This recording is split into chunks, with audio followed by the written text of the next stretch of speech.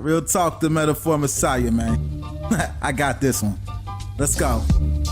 You ever seen the morning star? Mr. Metaphor Messiah, back to show you who we are. I represent a legacy, a pothead like the 70s, a different kind of mind. They say we only speak in melodies. Legend in the game, I think I found a solution. Got a crazy kind of flow, I need a verbal institution. Monster on the mic, I feel like hip-hop then adopted me. You pussy niggas shook, you let them turn this to a mockery.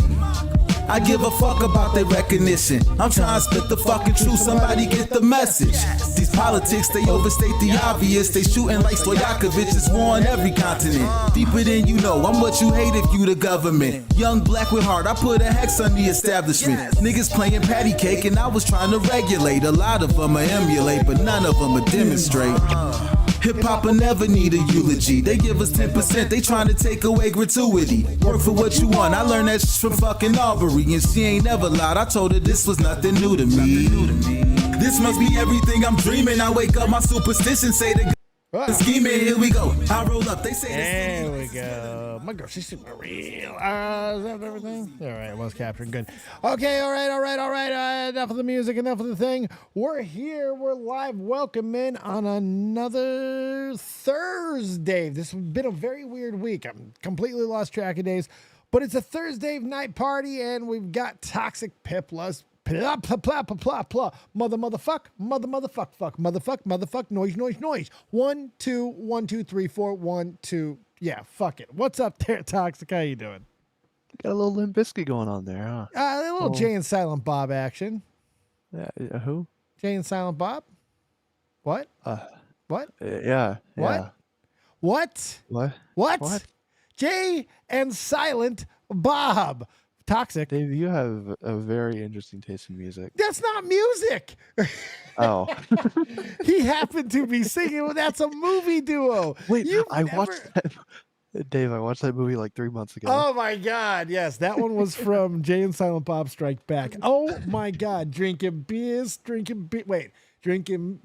fuck you there, Trippy Savage. Drinking beers, smoking joints. Drinking beers, doing coke, drinking beers. Rolling fatties, smoking blunts. Who smokes the blunts? We smokes the blunts. Rolling blunts and smoking blunts. Anyways, you have to watch all of the Jay and Silent Bob. For one, how do you not just know Kevin Smith stuff? I've gone down a rabbit hole. I've seen, I'd say, a decent amount now. Okay, so I've seen all 3 Clerks. Right? Okay. I haven't even seen the third one. is the best. Stayed away. I haven't watched it. I haven't watched it yet. I've heard mixed things. That statement was to get a reaction out of you, but I haven't seen it yet. I know I'm too big of a fan. I love Kevin Smith so much. To see what he's done, the lamening, that's going to be a term you're going to get used to tonight. The lamening of Kevin Smith as he's gotten older is sad. You can't get too lame as you get older. Yeah, I think so. Although I'll still watch a Kevin Smith movie every so often. I don't listen to him like I used to. I used to listen to a lot of his podcasts. I used to listen to a lot of. I just don't anymore. I'm like, too lame for me. How's your week been, bud? What's been going on in the world of Toxic Pipla? It's been a pretty good week. Getting some IRL stuff situated. Got some really good news this week. A little bit of IRL. Nice. Yeah, you know about it. I do. They don't, but I do. Yeah. You can't break it's our me. little secret. It is. I'm in a special club. Yeah. Well, another one. Special. Other than that, not too much, Falling in Reverse dropped a country song today, so that's fun. Don't know if you know who that is. Falling in Reverse, is that what you said? Yeah. What songs do they have? Is that they're not the If I Lay Here? No, not at all. Okay, fuck. All right, but I know I've heard that. Now I have to listen to them just to hear. What are they? One of the they have some like that, but Falling not too many. In Reverse. And they have a new song.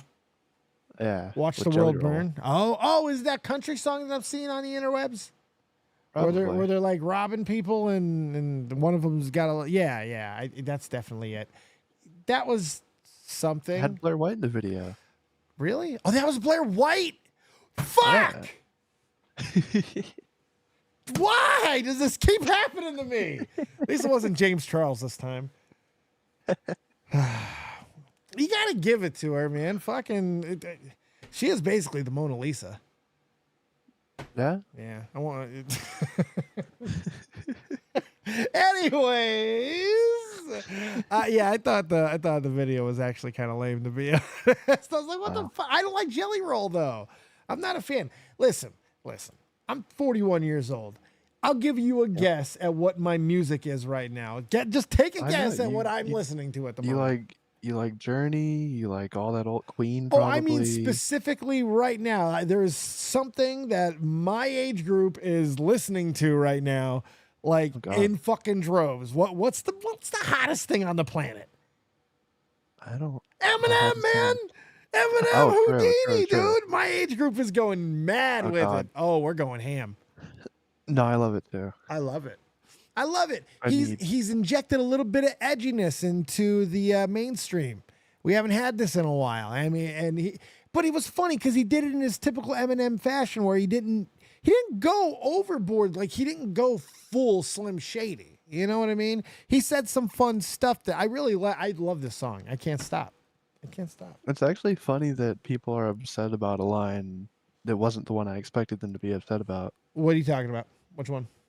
They were upset with the Megan Thee Stallion one, right? Which is stupid. I thought, yeah, Go ahead.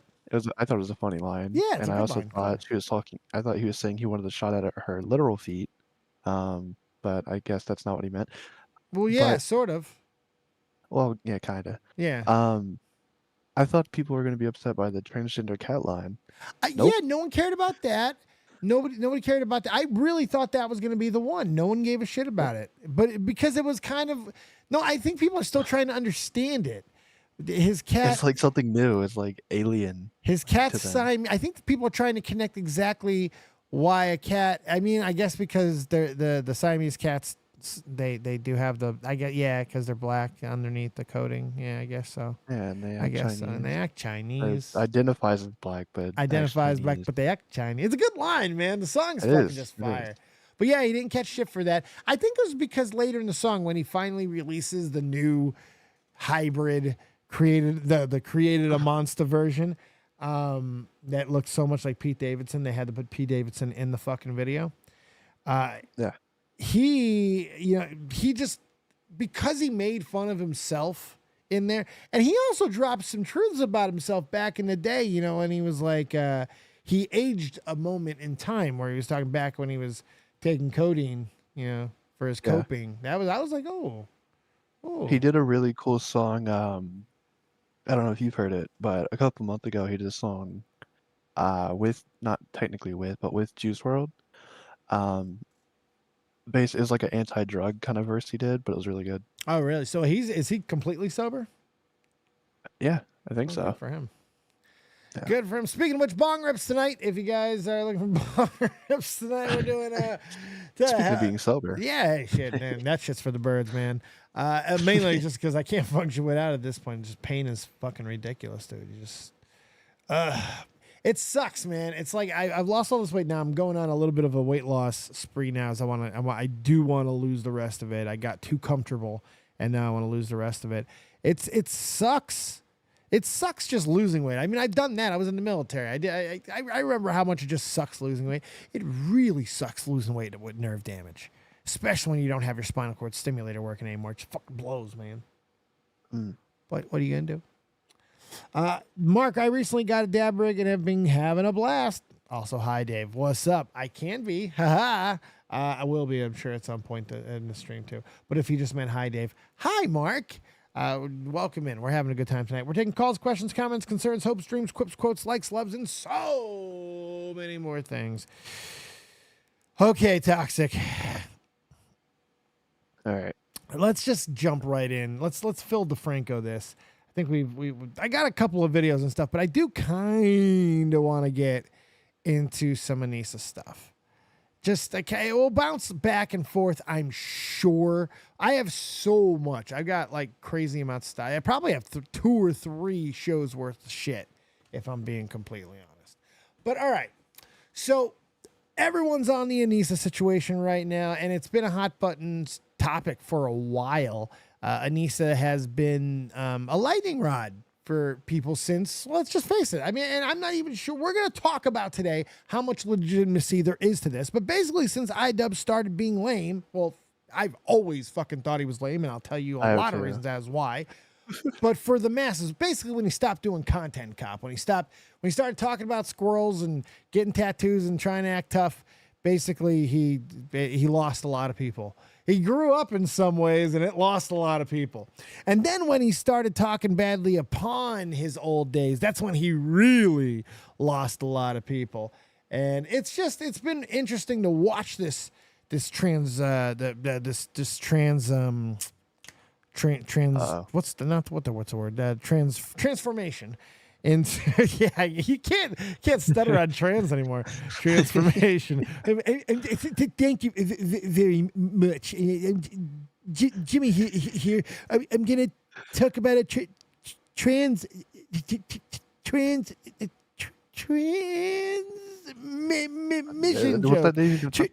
Transmission. It's a car joke. Car joke. Thank you very much. All right. So watching this transformation has been interesting because I've watched two people transform. Now, most people just think Anisa's been lame and she made Ian lame, and I don't think that's the case, man.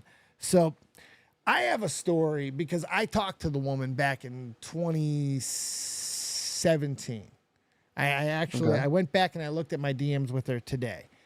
Because I just wanted to see exactly if maybe I was crazy. Because when I see what Anisa's done with Ian and all the shit that she says now and just the weird high IQ or bullshit ass trap she tried, whatever the fuck she's doing most of the time nowadays, I can't believe this is the same girl that I talked to 7 years ago.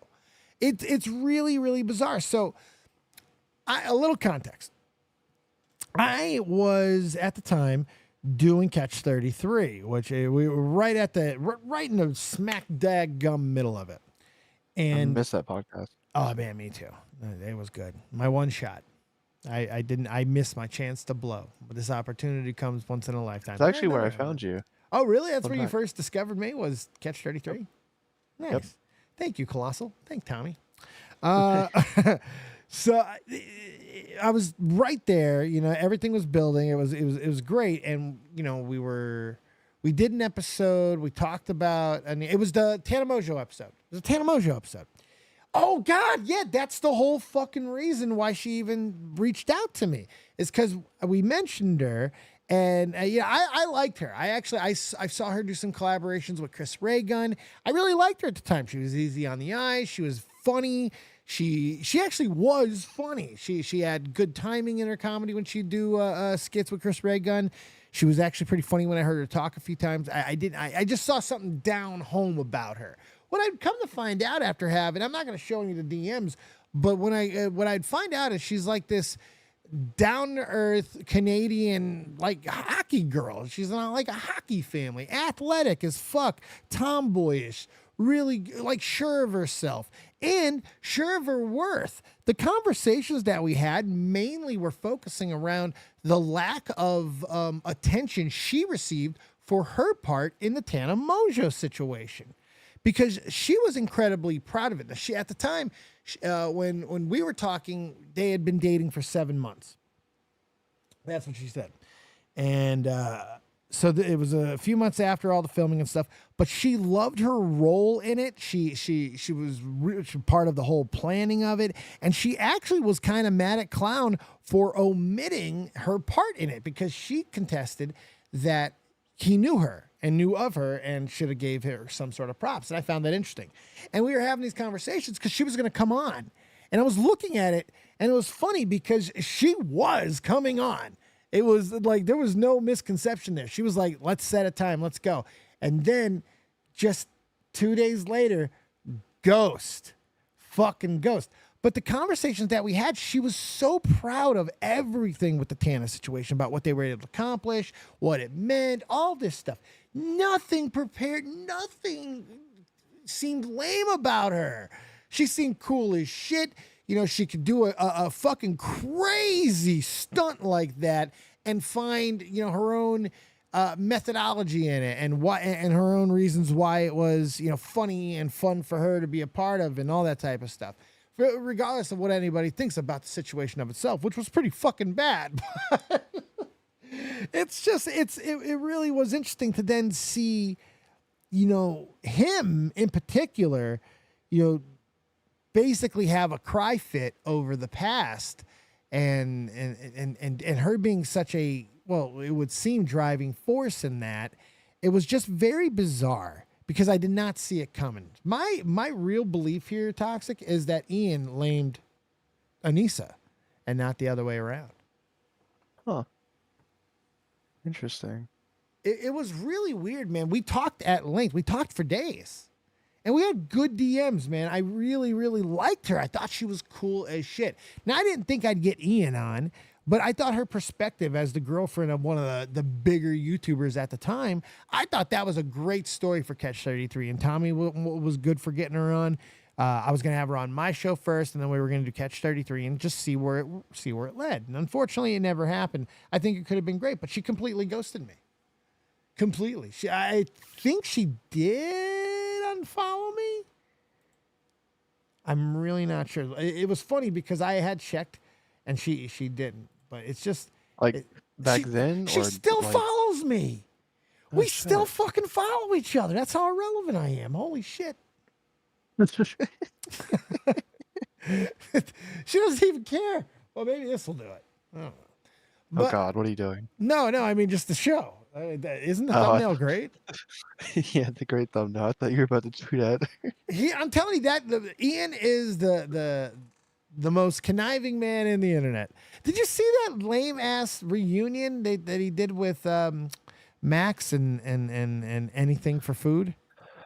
Yeah, I don't. Why would he like that? To me, how does that not send mixed messages?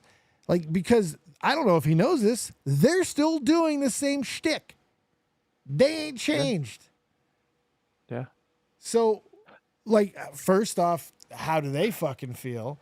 But second off, how the hell can he justify doing it? Like, it makes no sense to me. Like, either you feel the way you feel about your previous content, and they were a big fucking part of that previous content at times.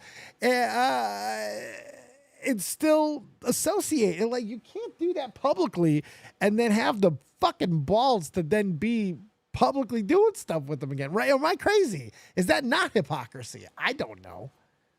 I mean, you make sense. I don't know. I think they just bite the bullet and they're like, whatever, we'll do it. But they don't, like, maybe in their heads or privately or whatever, they're like, fuck this guy, Yeah, but they just do it. They probably don't have too much of a problem with it, but I don't understand how after him condemning the pee-pee poo-poo culture and all of the crazy things that, who says crazier shit than Max Mofo?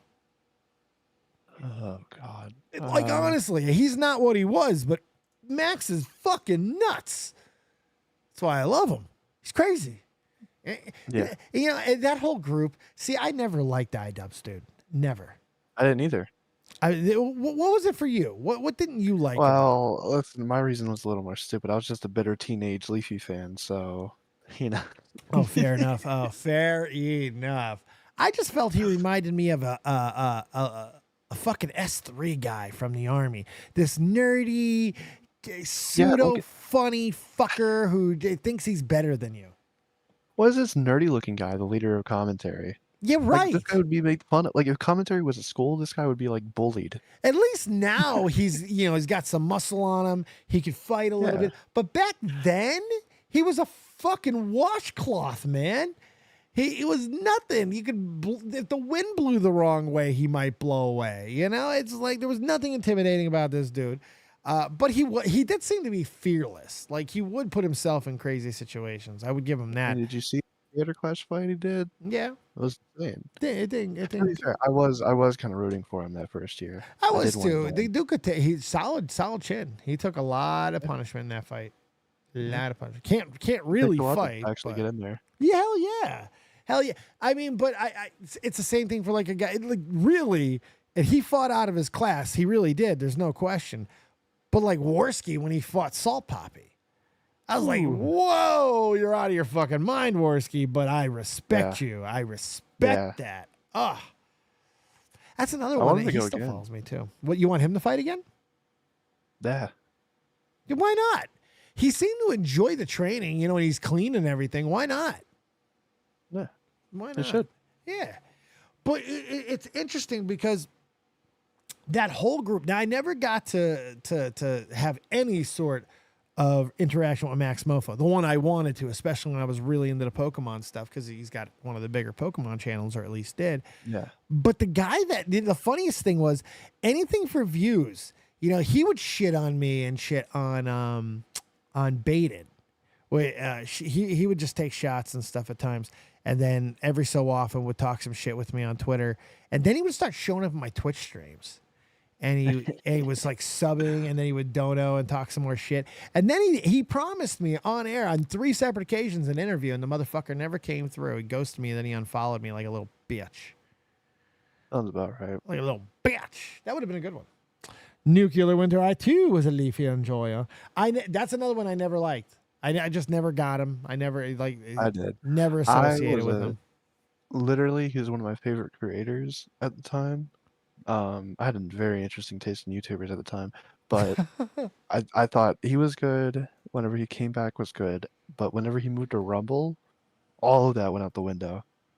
Absolutely insane. Like he went full on like schizo, and I couldn't do it anymore. Oh yeah, no, too much for you. Yeah, he was like saying like, I don't know. Even his Twitter, like it just went off the rails, and I was like, okay. Yeah, I haven't changed. I still find his old videos like entertaining and stuff, but it's him. He just went more edgier, like. Well, I mean, that's the thing. That was always my thing with the edgy guys who were just only edgy. I was like, where did they go? Where did they go? You know what it is? I don't know. This is gonna come across whatever, but there's context for dropping slurs, okay? In edgy content. There's an art form. Back in 2016 and 2015, all right? Sometimes, it was all right. When you're reacting to a video and you want to like call this guy stupid, it's not okay, fine. I'm gonna stop. No, but I know what you're trying to say. It's never all right, but it was acceptable in certain genres at that time. There's a meaning. If you're using it without it actually being used as the definition, like if you're using it not as hateful, but just as like a placeholder, because I know what you're saying, but it's like the problem with that logic for me has always been that what you just said doesn't play to the groups that are specified to that whatever slur is used. You know what I mean? They like because that doesn't matter. Like it does, but it doesn't, and that's on choice. It's one of those weird double standards that I long fucking accepted. So you just hands up, move the fuck back, and be done. That's fair. But that's me. That's how I deal with it all. But please continue. Well, hold on, I'll read John. I wouldn't say he was my favorite, but I remember watching him in Pyro. I like Pyro a lot. Him crashing my stream was one of my favorite moments I've ever had on YouTube. That was a good one. Was good. I was interviewing Pip Lad, and then Clown crashed, and then said I'll be right back, and then brought in fucking Pyro goddamn cynical. I was like, what the fuck, dude? It's like, what just the fucking happened? Then I hear this weird erotic male voice, androgynous from the 80s and stuff. Doesn't he sound like he could have like opened a song for Oingo Boingo or some fucking crazy shit back then? Yeah, he's got that weird fucking strange voice that you're not sure completely if it's a dude or if it's completely a chick or a cave person, but it's melodic. Like you figure that's got to be like Lorelei tales. Like maybe he might be part siren. I don't know. Something weird about his voice. It's very, very strange. Very strange. Pyro before the furry point. Yeah, I don't know what happened to him afterwards. 2020, 2021 was a rough time for Pyro. Time has not been good to him. Oh, God. Man, I would love to see a revival of some of the people from then. Like, and led by Clown. Like if I could have Yeah. one person get off their ass and do content, it would be Colossal's crazy. He had that podcast going for a while last year, but What? yeah, he had a podcast with Pyro, Dolan Dark, and what's his face? Who's the other guy? Yeah, I did hear about that. And how long did that go for? Close to a year, maybe. Really? Because it's hard to get Dolan on stuff. I mean, to be fair, it was like once a month, like. Oh God, yeah. So no, Yeah. is little commitment once a month. That's about fucking right. To get those guys to show up, that about is what fucking and Nerd City, yeah, that's about what it fucking Nerd takes. City, yeah. At the Nerd City, he's lost his goddamn schedule. If anyone should be Jesus. mad about fucking Colossal being around him, it's got to be Nerd City because I can't believe that he adopted Clown's uploading schedule. It's insane. Fuck Nerd City. Clown put all that work into that J Station video, and he didn't even get his own channel upload. He didn't even get part 2 done. You know what was funny about Nerd City is that I remember when he had no subs. When he was hanging around the chats and he was nothing and he was growing. Yeah. I remember those. I was in his DMs those days. That was crazy. He was one of those that was really weird to watch grow because I was just like, what the fuck is happening? What the fuck? What the fuck? And he just kept going. That was a fun one. One of my favorite Dead on Dave moments was the night Bo Blacks walked in the park in the rain looking to fight Oh my Salvo. God. Oh, that was legendary. That was a great show. That was legendary. That like he was so unhinged. I was like, you're gonna get the fuck kicked out of you, but I'm for this. Go it was a for wild time. I just go for it, man. Go after it. Fight with autism. Just do it. Yeah. Just get after it. And he was. Man, There were what a shit show that was. 28 Huh? episodes. Of his podcast? Yeah. That's not bad. So twice a month ish. Yeah. That's not too bad. Apparently, so everybody talking about Creator Clash. We got very little real hardcore numbers and facts and figures. Well, here's one that everybody's been making the rounds on. iDubbbz actually talking about how much money he personally lost for Creator Clash. Just wondering which things created the most revenue, boxing or content comp? He has to laugh at that because he's so ridiculous of a question. Such a ridiculous fucking question. He does, real quick, does he ever drop another content cop? Yes. Is it going to be on himself? Yes. Yeah. That'd be so funny. That's about how fucking talented he is. Yeah, that's about right. Where I can lazily guess it and the fucker. God, I hate him. Nope. Well, Oh my God. obviously content. What? He does content cop, but it's just pure cancel culture stuff. Oh, that would be appropriate. Comp. The boxing event was a charity event. The boxing event was the He is being very careful Yeah. in how he answers this, man, because I can only imagine. I don't care how happy they might appear to be, whatever. They fought over that shit privately. They had to have. I bet. Had to have. It's like, I'm sure there had to be both ways. Bitch, shut up. Conversations. Had to be. We'll never know about them, but I promise you. So this is a man who doesn't want to bring up any of those old fights. Oh, they're not like they've been together they like break 8 up. years. They ain't breaking wait up. till they break. No, They they ain't might. breaking up. She's got them fucking succubus hooks into them. They're never breaking up. Actually, But if they do. Well, oh God, God help us all. Like Ian, I can't even imagine what he would do. He's gonna go off the fucking rails. She'll be okay. He's gonna go nuts. I was gonna Oh man, that'll be fun. say the least profitable, but it's not even fair to say that, right? It's like I put so much fucking of my own personal money into it and lost it. So yeah, probably down close to fucking $500,000 on the boxing event when I take into consideration like Half All a the things. milli. You know what I can do with that? Oh So- God, right. A lot of boxing, Pokemon cards. not profitable. But no.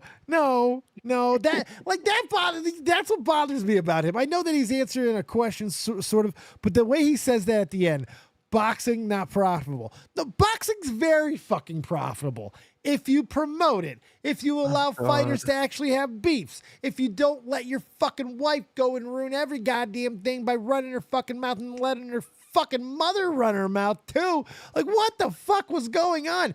It was insanity. They were just killing their own fucking shit. They were killing their own promotion.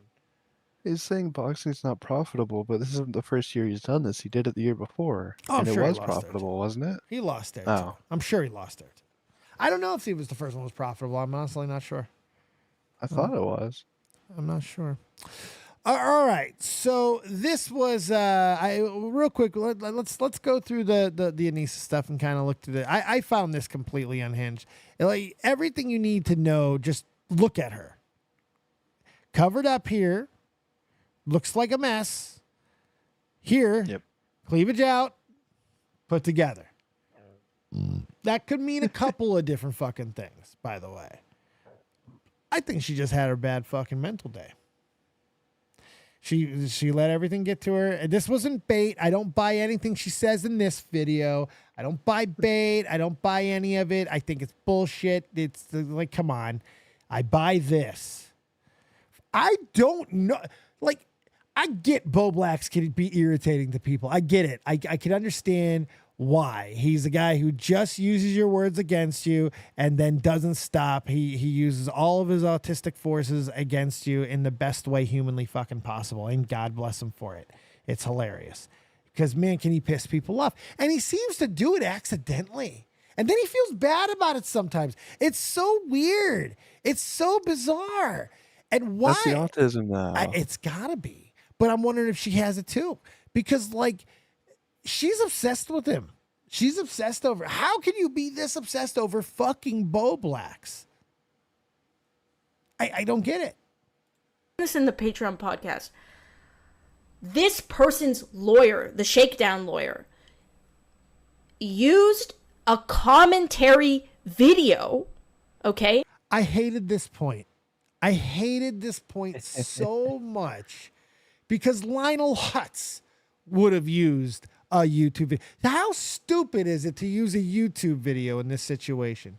What the fuck does it prove? What does it actually show, especially if it doesn't have anything in it that can be used as real facts, as she would pretty much say.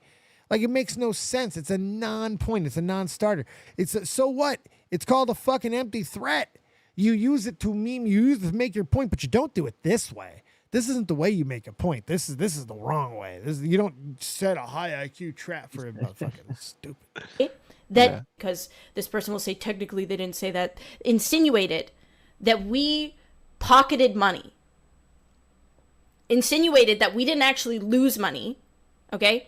Insinuated that it only cost. Now, Bo Blacks has made a ton of jokes. A ton of jokes. Has he come close to insinuating that?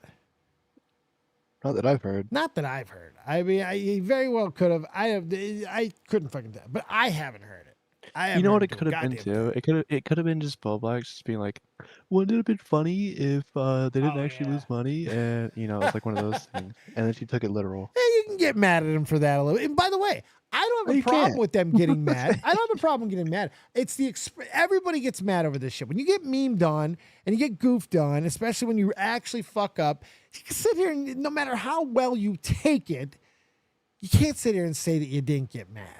It didn't affect you. Bullshit. Bull fucking shit. Because of course it does. We're all human.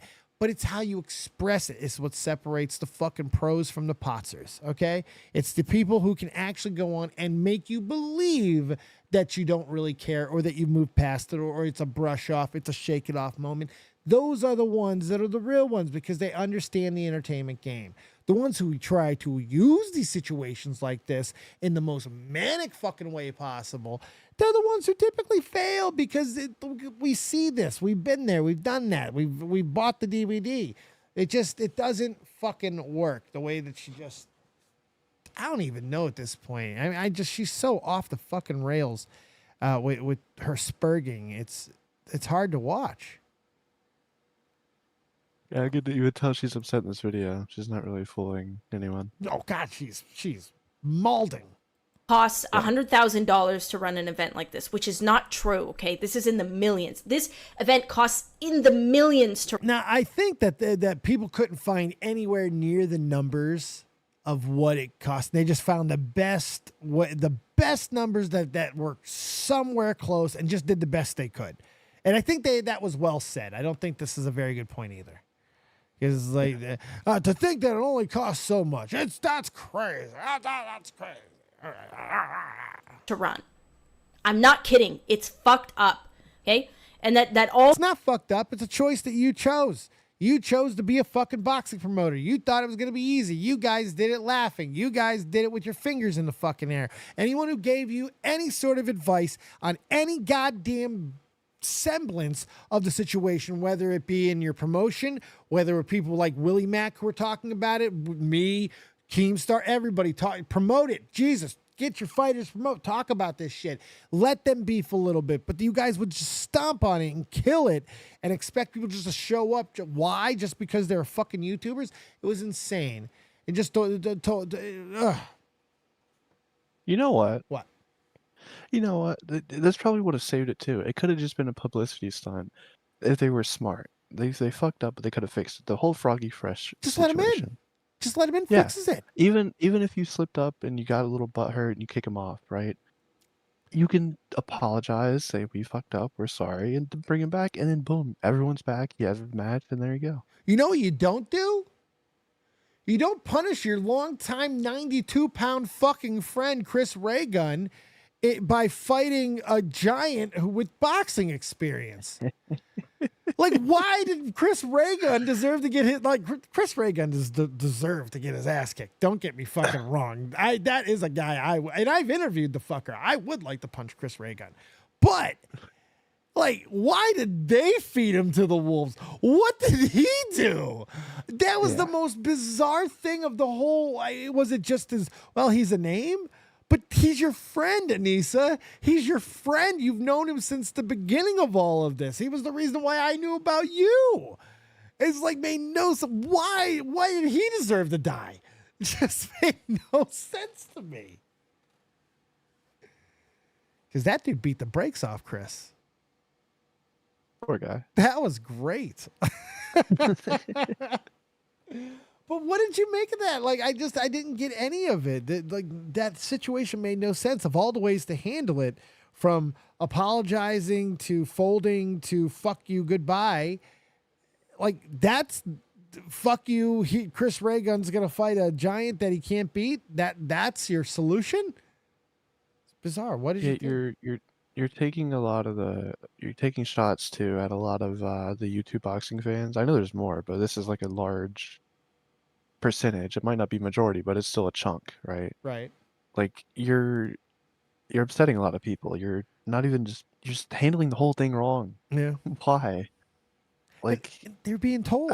People were telling them Toxic. Oh God. People were telling her. And they didn't listen. Also, it's a charity event. You're paying your fighters like $20,000-$30,000 each. Like, what are you doing? Yeah. Yeah. That made absolutely no sense. I'm not an expert on charitable events, but one of the things about charity events is I don't think you pay your performers. You get them to agree to perform for charity. I mean, it's kind of at the lowest, like pay for their flight and then their hotel, whatever. Discretionary fun shit. Absolutely. Yeah. Pay for portions of training. Offers small cuts of merchandise streams, revenue streams from things that aren't directly because the ticket sales is what should have went 100% to charity. The gate. Yep. And then a portion of the pay-per-view and all that type of shit, all that can be worked out. But the gate should go to charity, and the fucking fighters should be in on that. The performers should 100% be accepting of that or something. Or you don't do it because you can't afford to do it. You can't put it on the way you need to put it on if you're putting that much money to paying your fighters. It makes no sense. You're not doing a league. They were paying it like they were setting up a league. Yep. No sense. They didn't have infinite backing. They didn't have a Ted Turner behind them. Stupid. Oh, here we go. Like, Uncle fucking Ted. Oh man, you guys are in trouble. No. You guys are the NBC deal's done. They're now. I guess there's a new story that's breaking now about lending some sort of hope that TNT's in negotiations trying to get a sliver of games. It ain't happening. Chuck's already pretty much stomped on that too. What is happening is Chuck and Shaq are leading the way to get TNT away from Inside. Inside's going to become its own entity, and it's going to be auctioned off to the highest fucking bidder.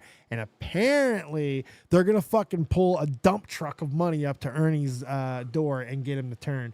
And I think it's going to work. He could say all the shit he wants about staying with Turner, but when they fucking start trying to pay him ESPN, NBC, ABC, Disney, fuck you, $30 million money, Ernie gonna see the light. Ernie gonna see the light. They come. They coming. Can you imagine them on Amazon? Oh God. Yeah. The Amazon got a big bulk here. Amazon's getting a lot of games. I don't want shit on Amazon.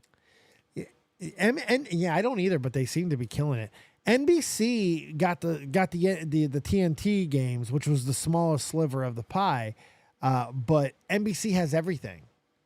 NBC has like everything. It's crazy. They do. It's nuts. Anything that's, especially if it's all the racing and like the alternate sports, they have everything. It's insane. Yep. So I'm still waiting, but they got apparently those wrestling shows too now. Which is even crazier. Like, and then I really don't know what AEW is going to do. Like, Tony is I know what they're posturing. gonna do. What are they going to do? They're gonna go the TNA route. Did you see the new thing? No. They stream Impact now on TNA Plus live. Oh, yes. Yeah. That's not a shocker. But I think that's very interesting with the timing. They're doing that now with a very obvious working relationship with WWE. Who have a pretty good track record with streaming stuff for the most part. They like, maybe not with Peacock all that much, but the network, Viva la Network. So they can definitely give them some pointers there. As far as I know, AEW does not have that behind them. And in fact, they have streaming platforms getting rid of them. Danzen doesn't want them. So I don't know. They got Max. The Max. You can have Maxwell Jacob Friedman on HBO Max. HBO Maxwell. HBO Max is not going to do that. Yeah, that asshole, I can't stand him. Nobody cared. I care. Nobody cares. Hey, how quickly are they taking that belt off of Swerve? I think people are like jumping to conclusions here. Okay. You don't think they're pulling the belt off of No, Swerve? they should, but it's not going to be Ospreay. Because No. that match is going to a draw. Okay? Why? Everyone's like Tony Khan booked himself into a corner. No, he didn't. They go to draws all the time. All the time. You get a draw finish. It'll be a stupid finish, I'm sure of that. And then they'll set up MJF. JF Swerve. MJF Roosh. You excited? No. Who cares? You don't want to see Roosh? No. I care more about the NXT champion. I care more about I care more about Jordan Grace coming to fucking NXT. Is that tomorrow or Sunday? I don't even know. Not tomorrow. Saturday or Sunday? Yeah, I think it's Sunday. Oh yeah, Okay. Battle. Yeah. I believe it is Sunday because it's at the Apex. It's at Nice. the UFC thing. Yeah, I believe it is. That's gonna be I'm gonna be good. watching. Jordan Grace. Fuck Sexy Red. She doesn't give a shit about NXT. She just needs to be there with her weird tattoo Yes. face and twerking. She just wanted her, she wanted her money. And she's like, "Hey guys, welcome to NXT." As much enthusiasm as I put into that, that's how she sounded. She did. Like I kind of like the little segment she had. Booker sold that. Booker was going crazy. Booker carried that. She just. Booker's nuts. I can't believe he gets away with what he gets away with. I know, that's insane. It really is. We could, I'm sure, drawl on about Anisa and shit for days, but I mean, at the end of the day, I just don't get it.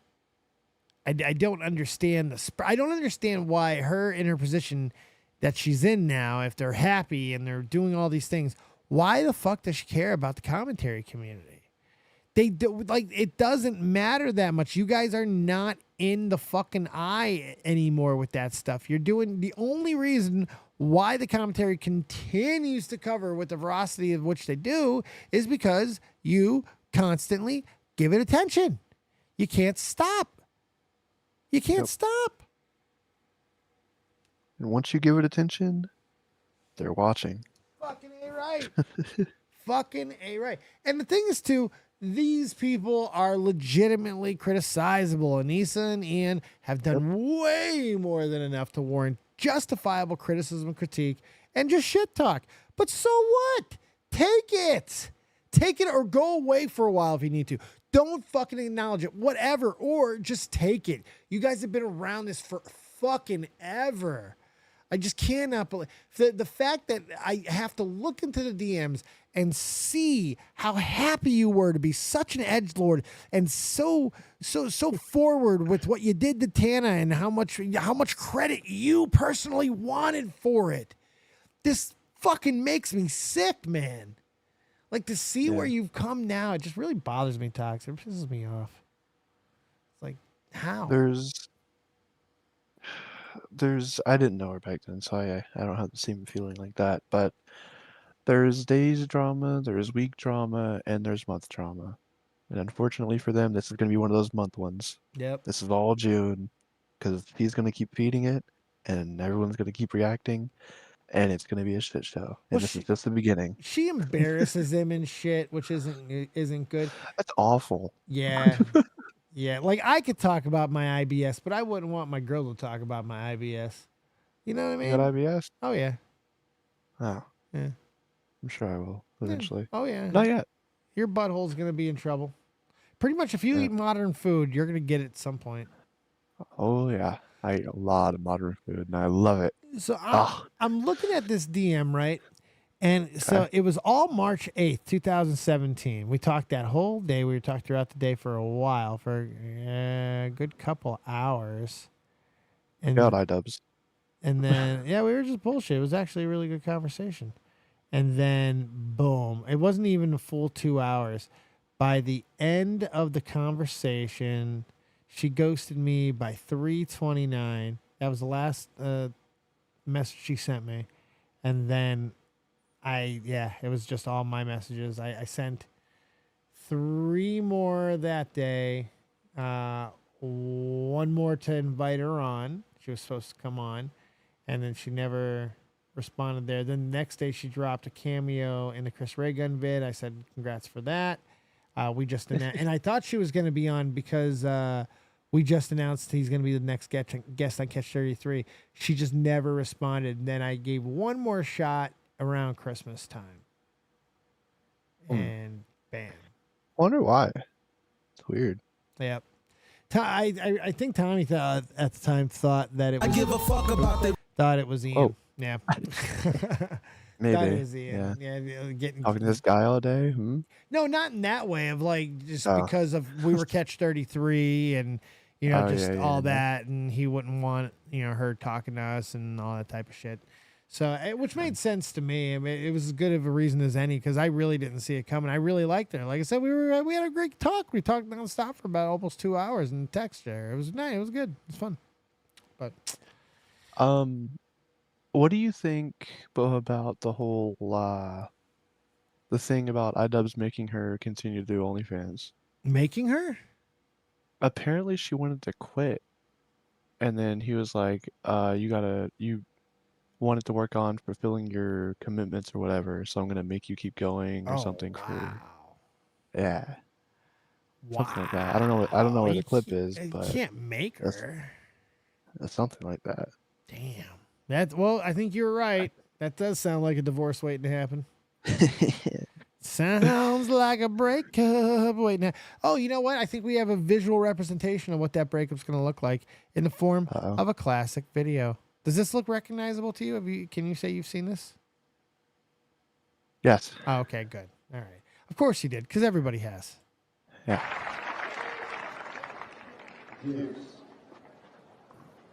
Oh, yeah. Oh, yeah. And yeah. Oh, that's an all-timer right there.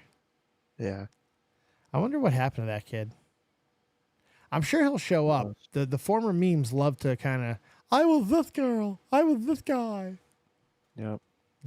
Lil Tay's back. Yeah, Lil Tay is back, and she does all kinds of, like I was kind of digging her first because she was playing, the piano and violin. She was doing all these weird, and interesting things that I wasn't expecting of her, and then she just showed that she's still just an insufferable fucking asshole. Yep. So I don't care how talented she might be. I don't care. She's not talented. Hey, you can play the piano and all that stuff. That is talent. Yeah, it's true. I don't have to give a fuck All right. about her talent, but it is I'm talent. blinded by hate. Yeah. It's all right. I don't blame. She's definitely worth it. Hey, you want to see Katy Perry trying to crowd surf back in 2008? Yeah. Yeah. Have you seen this one? I think I have. Fuck! Come I want to see on, it man! again. It's a good video. I want to see it All again. right, all right.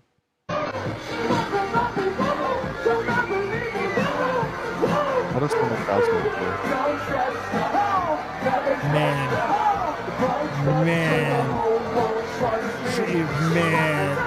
She was brave. Yeah. Oh my god. Wow. Holy shit.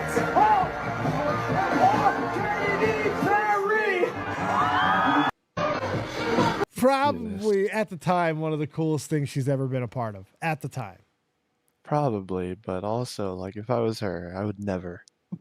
Oh, she had to have been violated, unfortunately. Accidentally, I'm sure. Just my God. Yeah, sure. Just Well, you flip. just imagine trying to put your hands up, trying. What are you going to accidentally touch?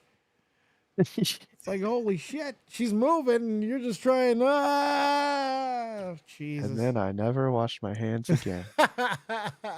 I kissed the girl, and I liked her. And then she went and married Russell Brand for a while. Why did chicks like to fucking Raisin Bran? Yeah, Raisin Brand. Russell Brand. Ugh. Another douche. Douches. All right. Always be wary because you never know that it doesn't matter where you are. If there's food, there might be well, it could be you, but it could be this.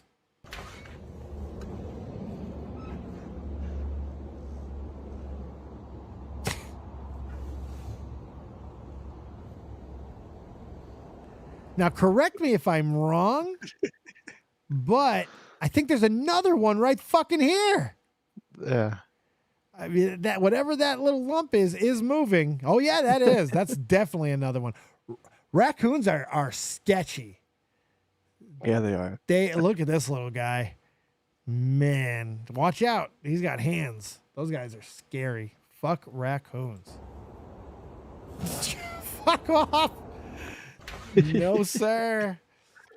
We once had our Starbucks taken by a squirrel. Speaking of squirrels, I used to work in a greenhouse. Okay. And I got there one morning, and there was a little squirrel just hanging out, walking around the greenhouse. Did you make friends with him? Fine.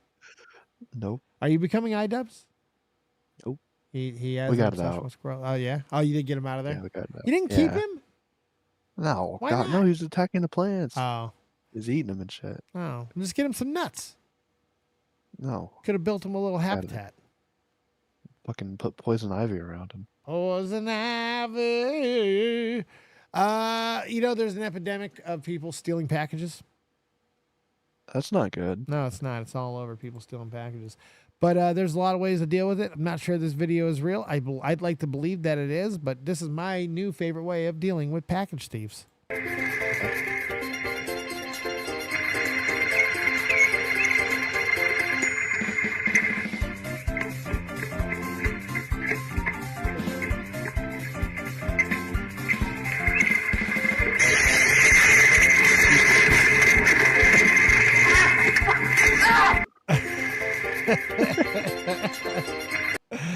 I mean, there's a lot here to make me believe that it is fake. I mean, why wouldn't you? If you're going to pull up this close, why wouldn't you just pull up closer?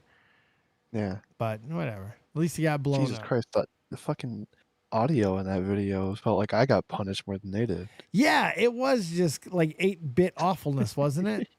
Holy hell. My God, yeah, the dumbest criminal I've seen maybe ever. This is the guy.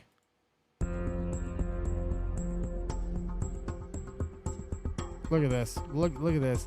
Oh, hold on, bitch. I'm gonna put this fucking gun right here. Hold on. But now, motherfucker, what? I got bitch for you. Blah blah blah blah blah. I think she missed him now. Oh. That's that. She went for it. Yeah, you see your moment, you go for it. They both reach for the gun. The gun, the gun, the gun, the gun, the gun. They both reach for the gun for the gun. Yep.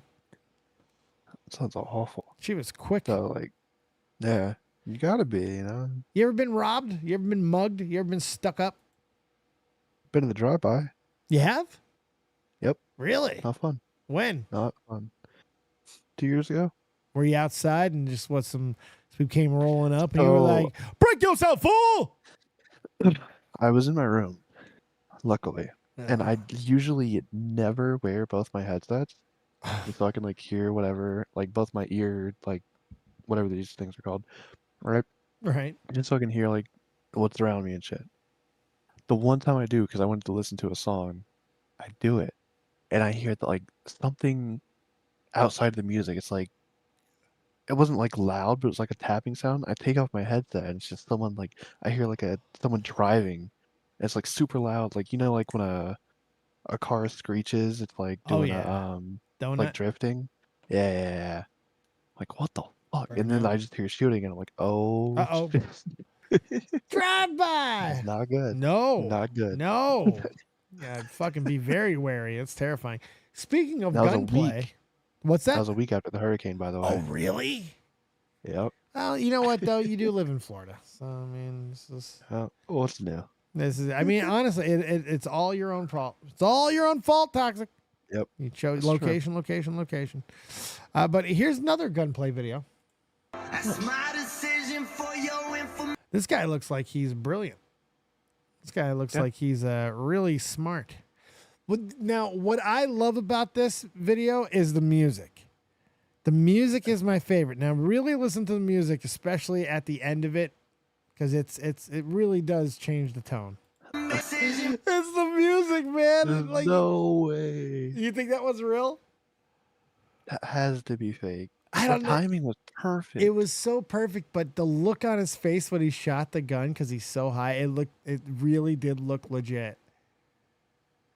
I mean, anyone can get high and like do a real reaction. Like I feel like it's Fair enough. You can't really not act if you just smoke a blunt. And, see, it's not really acting. It's like I'm just gonna smoke a blunt and hold this gun until I pull the trigger. I'll be really anytime you need shocked. reactions or like emotion, just get high and then do it. Sure. Speaking of which, I think I need a bong rip. Oh, There you you go. you ready to cry a little bit? You ready for an emotional moment? Not really. Well, I promise you, I do have some wrestling for you. But Okay. it's not yet. Right now, we're going to cry because this is an old man, 94-year-old Oh, veteran. no. Oh, yeah. This is a 94-year-old veteran. And these two beautifully, wonderful, unbelievably big-hearted women that were doing some caretake work for him noticed that he was sleeping with a picture of his ex-wife, his wife, and they did something for him. Hello? I got you a present. Hey? I got you a present. What's that, darling? Ah! Oh! Oh! Broke him. Oh, Broke him.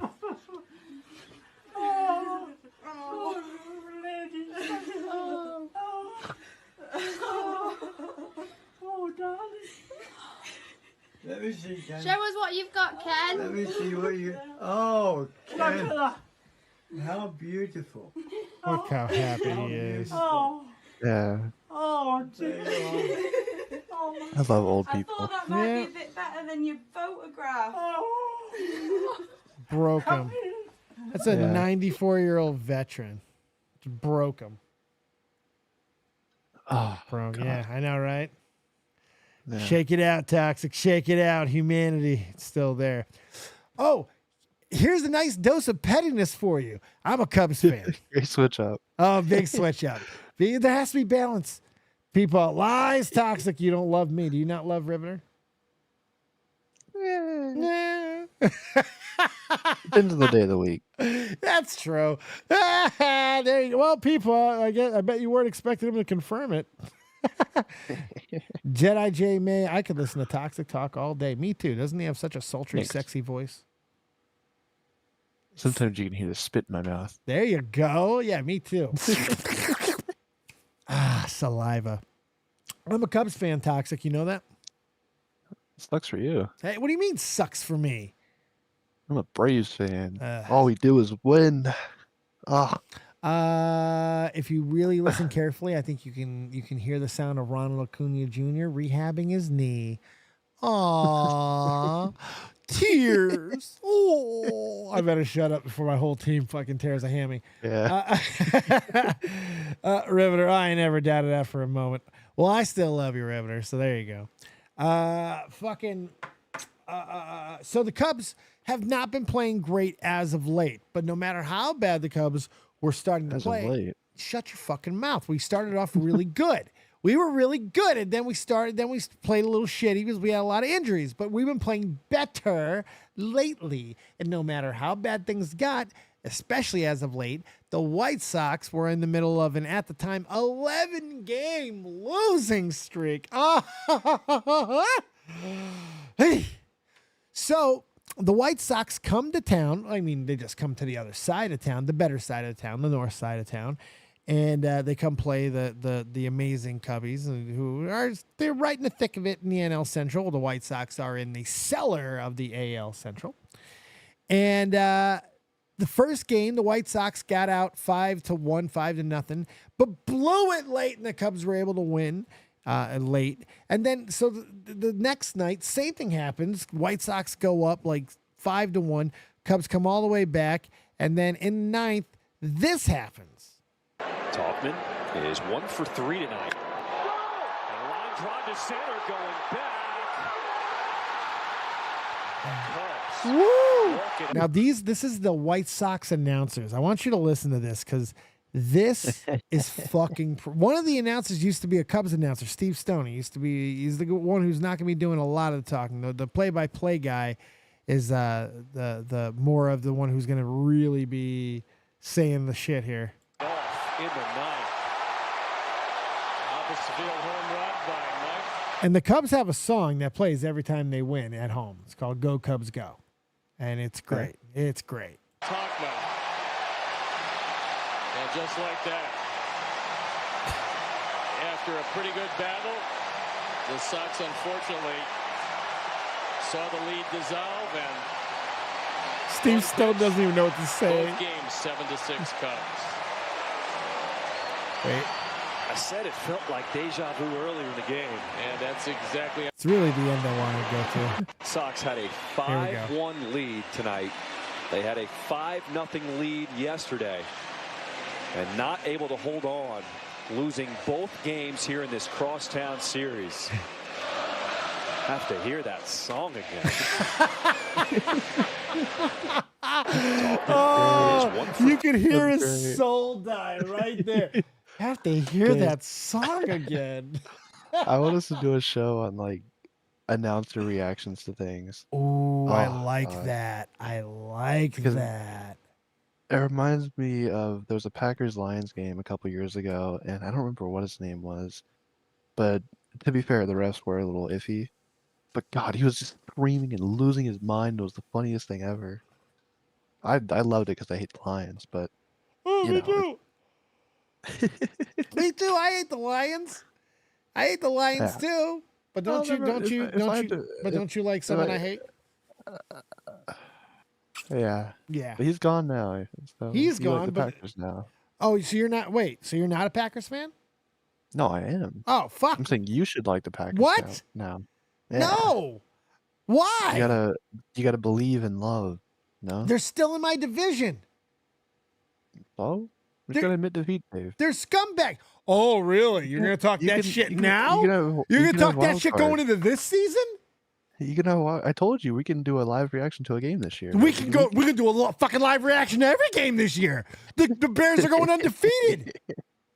We're going 17-0, baby. We are not losing a game. This offense is going to juggernaut the league. We're going to set offensive passing records. Caleb Williams is going to set every major statistical passing record that has ever been given in a single season. He is going to win Rookie of the Year, Offensive Player of the Year, and MVP. Mark it down. I don't know how you can do that from the bottom of the division, Dave. Yeah, okay. Did you see our schedule? Our schedule's beautiful. We play like 4 of our first 6 games at home. It's a light. We're projected to go 4-2 in our first 6. I'm thrilled. I'm so excited. Like 4 out of 6 home games. So the latter half of your schedule is just fucked. It is a little brutal because we have an early bye too, but I'm not worried about it. That we need that offense to click late. I'm okay with that. Let's get in there and fucking check and wreck. That offense is going to be disgusting. Oh God, I remember. I've never been more proud. Not this year, but last year. Actually, this year too, when the Packers beat the Cowboys in the playoffs, that was great. But I went to my first Packers game in 2022. Oh yeah, where did you actually go to Green Bay? No, I've been to Wisconsin, but I've never been. You've been to Wisconsin, like, man. I wouldn't want to go because I know you have to get a lot of extra shots to enter. Diseases that they have there. Like, I'm pretty sure that there's a lot of extra diseases that Wisconsin has, specifically Green Bay. Like, if you walk into there, apparently you can catch, like, new form. They have hepatitis L there. Like, they just skipped a whole bunch of letters and just hepatitis L. They discovered it, and they were like, well, for losers. And I guess that's what I understand. Okay. Yeah, I know. It's. Can you believe that the town owns that team? What a fucking cop out. Beautiful. No, it's not. Beautiful. No, what a bullshit ass. What a bunch of cowards. What a bunch of cowards. I went to the Packers-Dolphins game in 2022 that was on Christmas. Would you guys get beat? No, we won. Aw. We won, and it was snow flurries in Miami. Oh. Who was quarterback for Miami back then? Jesus. Tua. In 2020? 2022. Oh, sorry. Excuse me, mate. Yeah, it was Tua. Cool. At least you got to see Tua. That's pretty cool. I got to see him lose.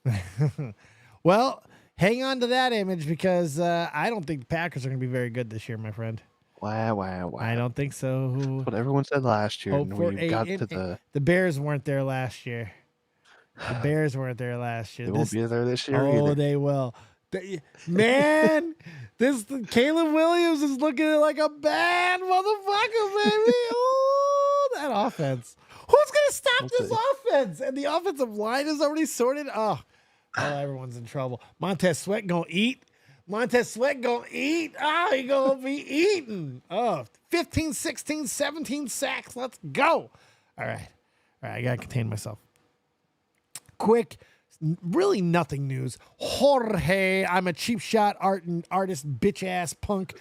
Masvidal is fighting Nate. I'm a cheap shot artist, bitch ass punk. Diaz, and they're boxing, and a big brawl happened in media day. They fought real quick. Ooh, let me see that punch again. Big punch. This was staged. Yeah. This was staged. Absolutely. These are professional fighters. This is their teams. Look at this. He has him measured. He knows exactly where he is. How do you don't whiff this? Oh, never mind. Excuse me. I just noticed where his target actually was. The guy in yellow punches him. The guy kind of looks like, oh no, that's Masvidal. That's Maz. I was like, that guy kind of looks like a crackhead right here. That's Jorge Masvidal. And he throws the punch. Yeah, he punched at him. All right, okay, all right, not fake.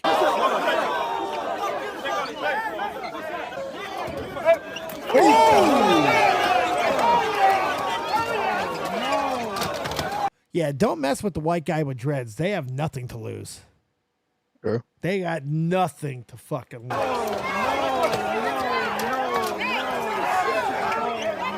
And they probably smell like wet feet. You don't want to fight that. That whole room probably reeks. And that looks like an outdoor area. It's not good. It's not good. But yeah, big fight. I don't really care too much. Are you going to watch this fight? When is it? Yeah, exactly. Listen, if it's 303, I'll watch it just because McGregor's on the card. So it just says upcoming fight. Oh, okay, no. So probably not. Oh, what was that? What did you just say? What were you just talking boy. about? McGregor? Yeah, about what was that? About 303? You ain't watching 303, baby. Why? Because 303 looks like it, well, not being canceled, but it's about to be altered majorly, baby. Hope you weren't watching for Connor. Uh-oh. Hope you weren't watching for Connor. You haven't heard about sure this yet? was. I saw something going on. I get to break but I this. don't know This what is happened. great. So the other day, Oh, they somebody noticed that the press conference got moved back. And then I saw that. Yeah, and then ESPN on their website was no longer advertising 303. So the UFC was removed by ESPN. So it was pretty quick, cut and dry. But then it got announced that Connor, what was the official, where is it at? I have the clip. I believe it's maybe they haven't even announced fully, but it's either an injury or he is tested for something bad. And yeah, it's been bad. Chandler has been like cope posting on Instagram, and apparently Volkanovski is in the works to be a replacement in one of the fights, but we don't know. It's a mess. It's a mess, but it doesn't look like it's going to be Chandler and Connor, which probably means Connor never fights again. I guess that would be what it means. You know what? That's fine because I think AEW Forbidden Doors that night, so it's whatever. Watch that. That's more important to you? Yeah.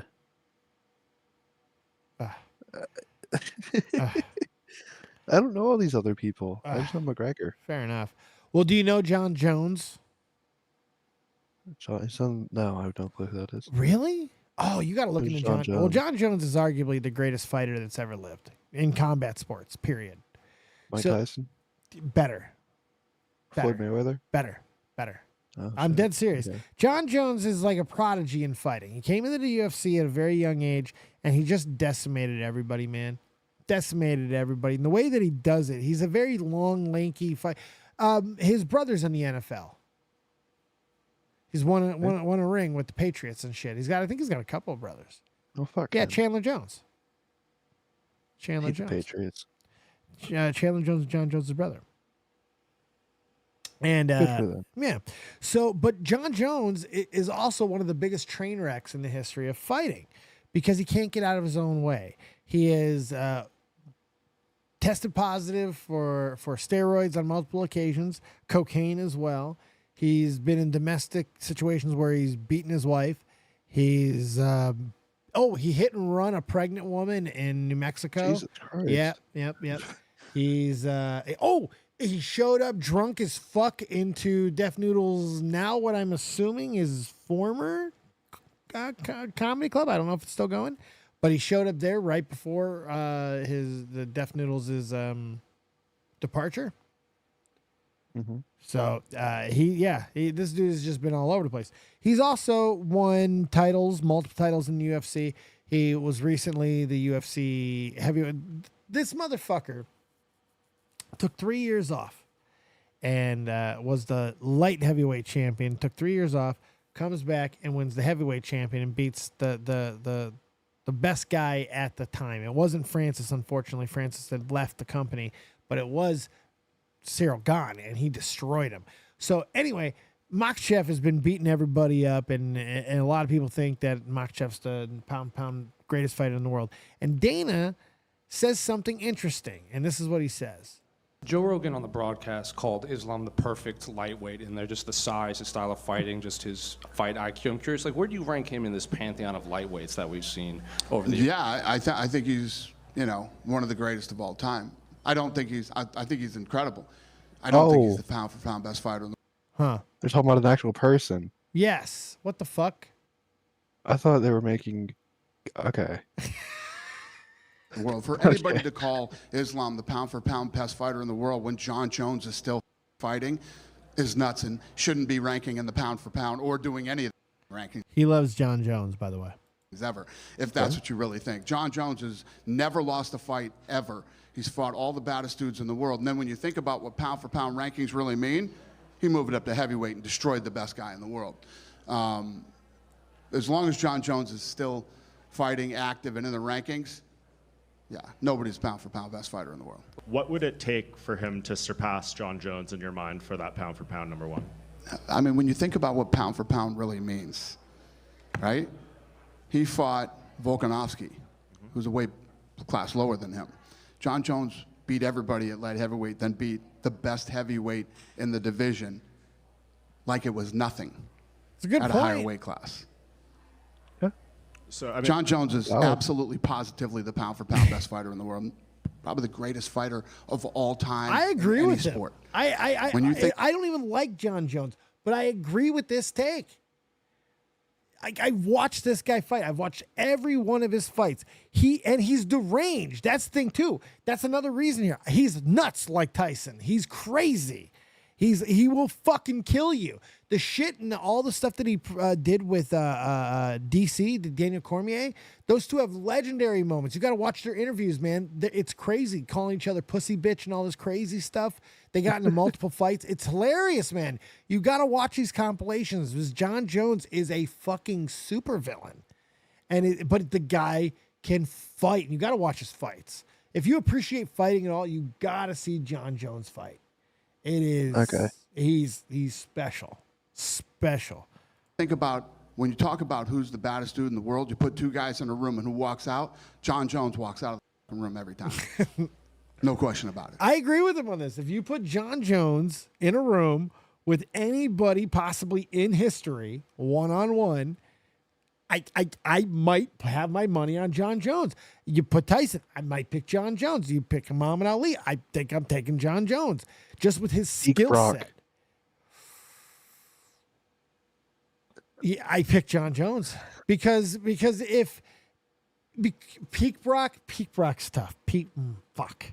Because we didn't get a very good look at Peak Brock because of diverticulitis.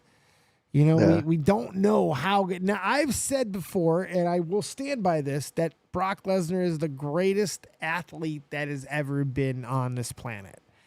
And because people like that big should not be able to move like he moves. And the only reason why he didn't make an NFL roster is because he was battling with something he didn't realize he had. The only reason why he wasn't able to do a lot of stuff that he set out to do and be champion longer and all that was because of diverticulitis. You know, so I it's hard. But that being said, I still think I picked John Jones because John Jones is so big. You know, especially now that he's a heavyweight. John Jones is walking around at 260 and he's taller than Brock. So now he still moves the way that John Jones moves. I could take him. Yeah, you might be able to. Yep. You might be able to. So I'll be 6'2" and 40 pounds lighter, but I can take him. He'd kick Jet Li through a fucking window. Jesus. Yeah, I mean, like John Jones is a bad son of a bitch. He really is. He really is. Do you care anything about the new Venom movie? I don't. No. Yeah, right. I mean, like it's the last one for Sony. Let's be honest here, because Venom will show up in the MCU. Yeah, I don't really care about superheroes. The only superhero I care about is the boys. You're not watching Deadpool Wolverine? Nope. What the fuck? Oh, I've never watched Deadpool. Toxic. Because everyone would just talk about it. I don't You like should- you trends. should- well, yeah, I know, I get that, but it is a really good movie. It's funny. You like to Maybe- laugh. You like funny things. I do like to laugh. Oh, That's there why I'm you watching BoJack Horseman. Have you seen that new show? It's not a new show. I saw you. Were you being? You were trying to be funny the other day, right? Because Yeah. on this underground show. Like, shut the fuck up. Like, I didn't even. I was not even giving you a like. It's like, fuck you, BoJack. I never even got into that show. I can't. It's a great show. Oh my, fuck that. You know what I am watching though? I started watching Archer again. Nice. Love Archer. Love Archer. Yeah, but The Last Dance is coming. Final fucking thing, whatever. All right, a little bit of razzling. I did not see this coming. Did you hear this? No. Oh, wait. Oh, you don't. You have it? Oh, man. Wait till you hear this. So, I believe the guy in the middle is Bill Apter. Okay. I'm fairly certain the guy on the left is Cowboy Bob Orton, Randy's father. And the guy on the right is, I believe, Randy Orton. Bill Apter, if you don't know, is a legendary journalist in wrestling. Invented a lot of the ranking systems and things. He's actually one of the cooler guys. And Andre Corbiel, my former partner that I did interviews with, was like his main student. So a little bit of I could have actually worked for Bill Apter, I think, but that was nerdy shit. So I was like, fuck that. But this interview happened, and Randy, I think this is probably the realest, rawest take on Vince McMahon and what it means with him gone. You tell me if this is a nothing burger. I don't feel it's a nothing burger. Listen to this. He gave me so many opportunities, but I think it was kind of time for him to move on. It's unfortunate that it happened in the way that it happened, but it's nice having people in charge of me that understand how important it is for you to be home for birthdays and home for Thanksgiving and home for Christmas. Vince McMahon had us, he had Raw and Monday Night Live where, everyone's, doesn't care if he had kids. I came to him when I was 35 and my back really started going, and I pleaded with him, like, man, I gotta not do as many shows, maybe do half the tour and be able to recover. And he just looked at me and was like, oh, I need you on those shows, Randy. Mother Nature gets us all. And to hear that and go, okay, well, I guess there's no other, thing I can do other than just, wear myself out down to the nub until, I can't walk anymore for this man. And all the opportunities he gave me, it's nice having him out of there, and it's nice having his son-in-law, Triple H, running the game. Nick Khan's great. Everybody with TKO that's come in, stepped in, they seem to get it, and it's just it's a different era. Yeah. It's a different. Damn. He's not wrong. No, he said spoke no lies there. Good. Nothing there surprised me though. Like when you say, "Is it a nothing burger?" Like, there's nothing shocking there. Like, no, but I mean, for me, it was that he's so big. It's Randy Orton saying it. I'm sorry to cut you off. Yeah. He was a star, right? Like he was one of the big names. Yep. And to be treated like that, like it just shows that everyone got it. Yeah. Unless you're like probably the number one, everyone got it. And even then, you can be the number one guy and still get fucked over by Vince just because he's got a fucking hurt shoulder that day and he's pissed off and he wants to take it out on everyone else. I think he allowed Sean to ride himself out. I think he probably knew Sean was taking the pills he was taking. I think he knew Sean needed to take more time off than he did. Abso-fucking-lutely. That's what I'm saying. He's not like consistent with these things. It just depends on his mood that day and who you are. Because like, I don't know if you've read it yet, but the Becky Lynch book. I haven't read it yet. I don't know. I don't know. Is it good? She bothers me. She pisses me off. I'm enjoying it just because she's like going into details about her like wrestling school and all that. But that's cool. That's cool. She went to a good one too. Yeah. She was talking about WrestleMania. What year was it? 36. I think it was 36 where she wrestled and then she gave the title to Asuka. Yeah. Oh yeah, she got pregnant. She's like, I wrestled that match pregnant, and then she was like, I gotta call Vince. Then she was like really nervous about it, blah blah blah, and then she did it, and Vince was like, "Yeah, congratulations. Just don't worry about it. You're good." And it's like, Wow. yeah, that's what I'm saying. It's like there's nothing consistent with him. It's like these stories don't surprise me, but I get why people keep asking this because eventually you're gonna get that person who's like had a bad experience or had like something worse. Probably You know? everybody, but enough time. That's why this is important. That's why I thought this story was kind of a little bit bigger. Because when someone like Randy Orton does it, it gives permission to the rest of the locker room that it is now time It's and okay. okay to talk Like, about yeah. this. You can share your stories. There's not any reprisal coming. We've tested the waters. We know that you could talk about this and you could do it openly and it's going to be okay. He's really gone. It's really over. And that's actually kind of scary because who knows what we're going to end up hearing. Who knows what we're gonna hear? Who knows where we'll be in 20 years? But also, like, this is a hot take. Okay, really, really hot take. Oh boy. Buckle up, buttercups. But I like that everyone's just not like fuck Vince. Okay, I get it. Mm-hmm. Everything he did was fucked up. All the allegations probably true. I agree with fuck Sure. Vince in that case. But I like that everyone is also like, but he also did all of this for wrestling. He gave me my dream job. He let me do all these things. But you notice that is it's not happening as frequently. Like there are less people, even like the staunch Vince supporters like Cena and The Rock. They've dialed it down. Like they're all Well, now they dialed- have. Yeah, but now. Cena- Well, the more that's Cena come was- out. Yeah. I mean, you can't really do what Cena was doing. No. Yeah, but Can you- Cena sucks Chinese dick. He doesn't care. Like I like John Cena. He's one of my favorite follows, which apparently is a legitimate follow. I found out. Lucky. I found out that is a legitimate I can't follow. get that. I've tweeted at him. I've liked his tweets. I've replied to his tweets. I can't get it. I want I it. was convinced it was a bot.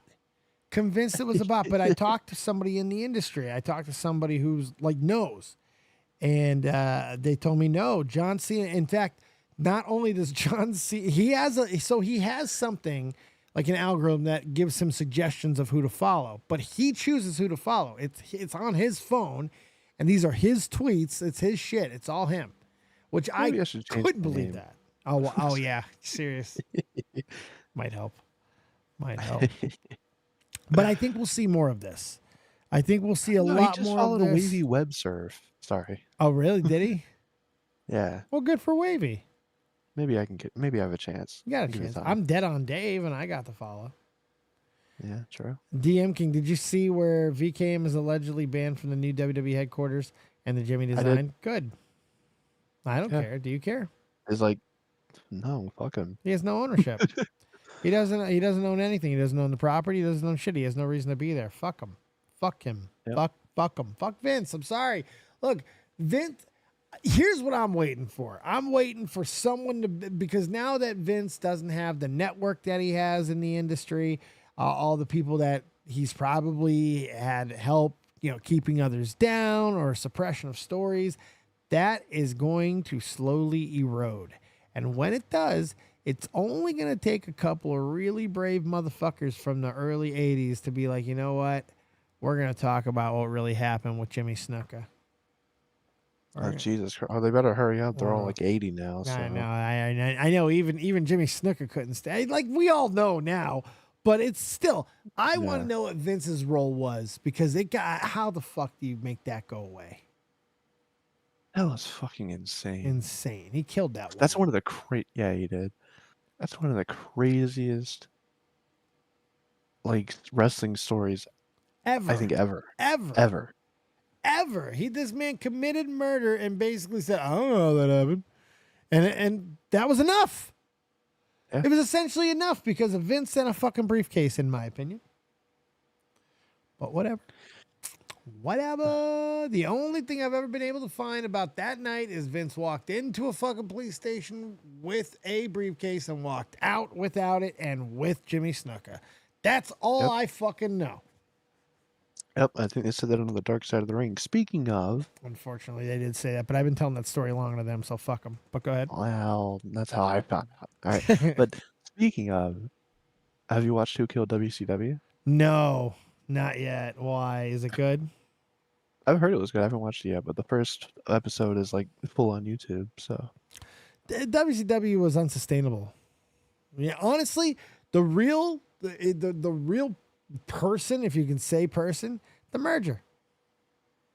The merger. Yeah. The merger killed WCW. That's it. If the merger doesn't happen, I think WWF is in serious, serious trouble. Because everything else can get righted. Everything else can get fixed. If that merger doesn't happen, Bischoff can get reined in. Everything else, it can happen. But once that merger changed everything. yeah. Changed everything. Now, I hope you didn't see. Oh, go ahead. Who do you think killed WCW? I mean, I don't know because I haven't watched too much of that time period yet. Oh, true. Shit. Yeah, you don't know the misery. I just know what everyone else says. But Vince Russo sounds like a maniac. He is, but he was a death nail. He wasn't the poison. There were He problems wasn't- before. Oh yeah. Oh yeah. Big time. Now I hope you didn't see the name of the subject of this video. You probably did. No. Oh, you didn't? Okay. A friend of mine hold was on. on the basketball team. I just want you to hear this story.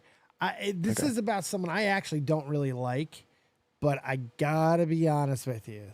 This is one of the crazy, and I've never heard this, and I've got to assume it's common knowledge, but I've never heard this. And you just tell me if you know who this is. Just shout it out or say, "Ooh, I know," and then I'll ask you. But this is crazy. His name is Dredrick. Okay. Highest scorer in the history of BU when we graduate. We graduate, and there's 3 NBA teams looking at him. Okay. I move out to LA. Yeah. I come back. Dredrick walks in wearing a Hertz Rent-A-Car shirt.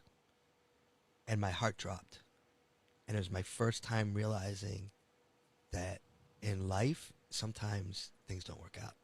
I saw it with my friend, and I was like, wow. He's like, yeah, I work for Hertz. Yeah, I didn't get picked up by the teams, and I might go play in Australia. Okay. He goes to Australia, same girlfriend from BU, and he marries her. He's playing in Australia. He has a daughter and then a son. And he's just playing basketball. Fucking crazy so far, right? A little insane, but typical though. You know, a little grindy story. You know. I'm not gonna lie. I don't know if I could do that. Right, like get your dream snatched and then still just go anyway. Like keep The going. other side of the planet. Yeah. Yeah, That's a penal wild. colony. It's Australia. Yeah. It's where the criminals reside. Can't go. The criminals and the deadliest animals on the planet. That's it. I think it's God's favorite prank. Yeah, those roos, boy, they'll fuck you up, mate. They'll box you right in your face there, Gov. Basketball to pay the bills and still keeping the dream alive. His wife is not feeling well, and he gets a phone call that she died in the hospital. She had a rare disease, and she passed away. Through all this, he's teaching his son basketball. You know, his son starts to play pretty good, so he's like, "Let me go back to New Jersey, New York, where I can get him into the program, like LeBron's thing, you know, the St. John's High, whatever." So he gets his son into the good basketball programs. He takes a job at Reuters, which is in the World Trade Center, and his son's starting to get good at basketball, and he goes to work. One day he walks in at 8:57 into the building. He's in the lobby in 2001 when the plane hit the building. He survives. He gets out of the building and he survives. It's fucking crazy. He gets reunited with his children, and his son ends up going from high school.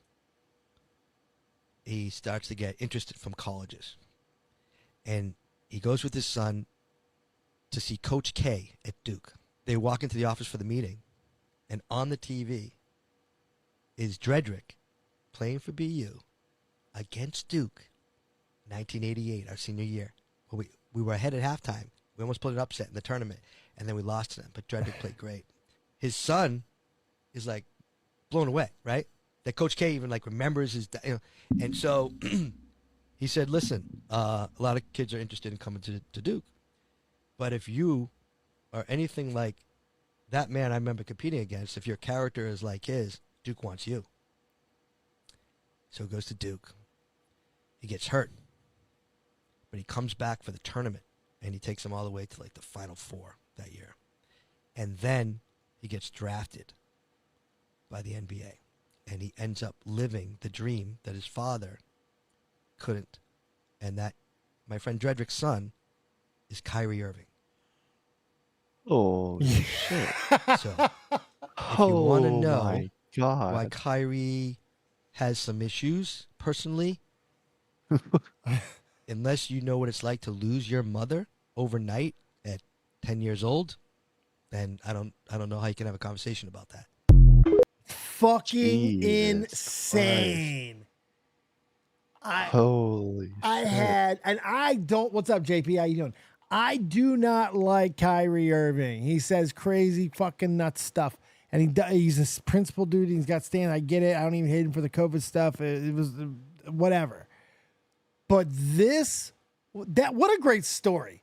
First and foremost, that was a 3-minute, concise, beautiful fucking story. I think there was some editing there, but beautiful story. Yep. I just can't believe it flowed really well. It did, right? And why it's relevant is because I believe right now we are in game 1 of the NBA Finals where Kyrie Irving is a huge factor. Yeah, they are. Oh, wow, they're getting beat the shit out of by the Boston Celtics. The Dallas Mavericks, his current team, is getting beat up by the Celtics right now as they are in Boston. Kyrie taking on one of his former teams. And unfortunately, my Cubs are also getting the shit kicked out of them. That's not fun. Sorry, Mavericks, but you kicked the Thunder out of the playoffs, so I can't root for you. But I love me some Luka. Still trash, go Boston, Dave. It's me. From Boston. Wait, JP. Wait, JP. Yes! That's my favorite JP. Yeah, I know. I figured it out. I got there. From Boston. Still trash. I love that you're trash. You're my trash. My trash forever. Or are you talking about Kyrie? You are talking about yourself. What's up, dude? I love him. Soul Crushing Radio. Full life, fool. I know I got a lot of long videos today, but I don't care. I know we've already been live for a while, but I also don't care. I'm probably going to save the Caitlin Clark situation, I think, because that's a whole ass show on its own. There is so much, and the Caitlin Clark thing is insane. We talked a little bit about it on the last show, I think. Free Pat McAfee. No, Pat, man, he went off. Pat took some shit. Pat took some shit. But then, wait, there is one. I got a great one. Oh, my God. Hold on. Where are you? I do got some wrestling stuff. Where you at? Because Pat could give zero motherfucking fuck. So I love it. He gets in trouble earlier in the day for saying white bitch on the show, and then he goes on Raw. One big white son of a bitch! That pause right there. He's like, should I do it? Because I'm sure Michael has like gotten his hand on him or something, right? He's like, oh, God. Real quick, Jim, guess what? I drive. I have a license. And I go into Mass. I drove the Mass. I drove to Northampton the other day. We got to hang out. I can drive places. I'm going to have to come to Mohegan Sun this weekend. I'm going to be there like all fucking weekend. Come to Mohegan Sun. We need to party. I'm actually fun now. Sorry. I miss my buddy. We got to set something. We do, for fucking real. Yeah, you're fucking wasted. Okay. Try to get through some of this. I got to play this because this is the greatest golf video I've ever seen. Oh, God. Hear me again. This is the greatest golf video I've ever seen. Yeah, that's not a high standard. What the fuck are you talking about? You don't appreciate the science and the physics it takes to hit a golf ball consistently? Sure I do, No, but no, you don't. I'm not gonna watch it. Oh, well, you're gonna watch this one. So this is these are some dudes. Now, from what I understand, this all seems legit. So this is a little trio. Oh. Hang on. Stay right there. Hold on. Stay right there. Stay. That's staying. Oh my. Dude. Beautiful shot. Oh my God.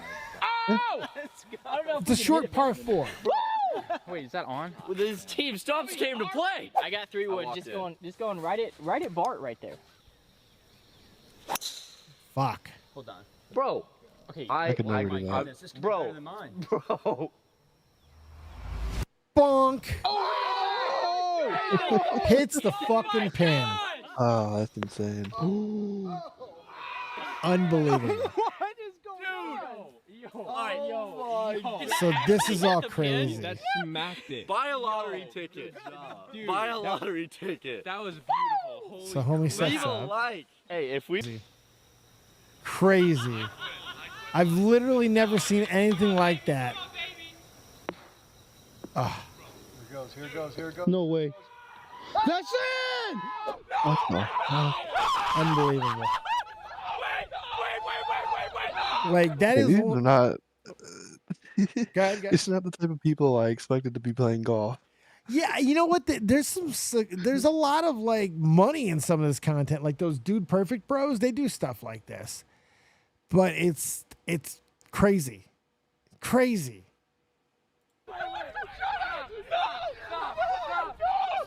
That is real joy, right? Oh my god, that guy's fast. And by the way, so this par 4 is like 400 yards. Maybe it might be like 370, 360, maybe even less than that. It could be a lot less than that. Now that I think about it, it's probably a lot, but probably 300. We'll say 320. That's still running 3 fucking football fields. Yeah. That's insane.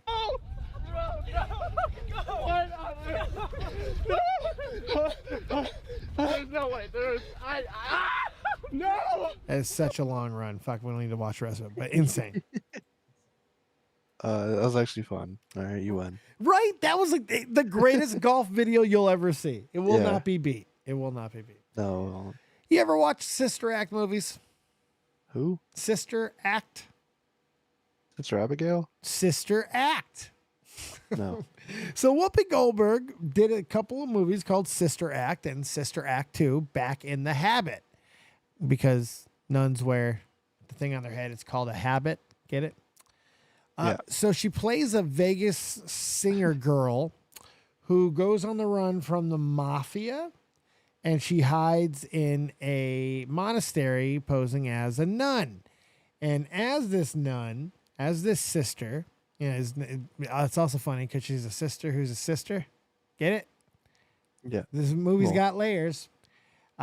She befriends the ladies of the nun choir and helps them become a team and bring out talent in the team. It's great.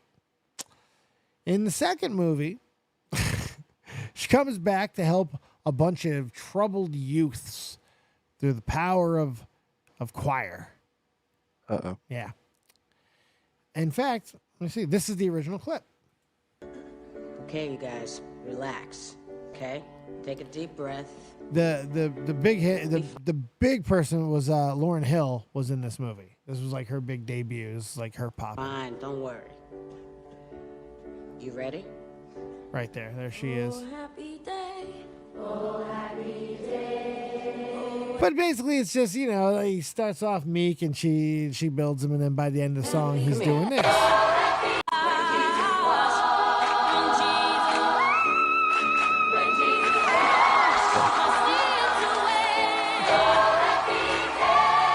Yeah, great movie. Great shit. Well, anyway, it's the 30th anniversary of all of that, including that very scene. And Whoopi Goldberg, who's on, you know, The View or whatever she's on, has the power and resources to organize something as big as a reunion. Oh, shit. She got everybody back, except for Lauryn Hill. Where's she? Being a big star, being Lauryn Hill.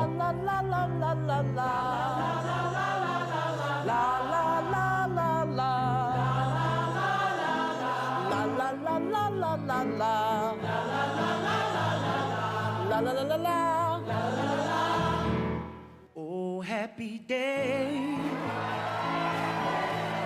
Oh, happy He can't hit the notes that he could in the original, though. Yeah. He can still sing, but he can't, not like he originally could. Be fine. He Don't hasn't worry. been practicing. Oh, it's Come called here. puberty. Come here, stand over here. No. You ready? Oh, happy day. Yeah, it's called puberty. No, you can practice and still be right there. Come here, stand over here. Wait, you think he's hitting this note? Wait.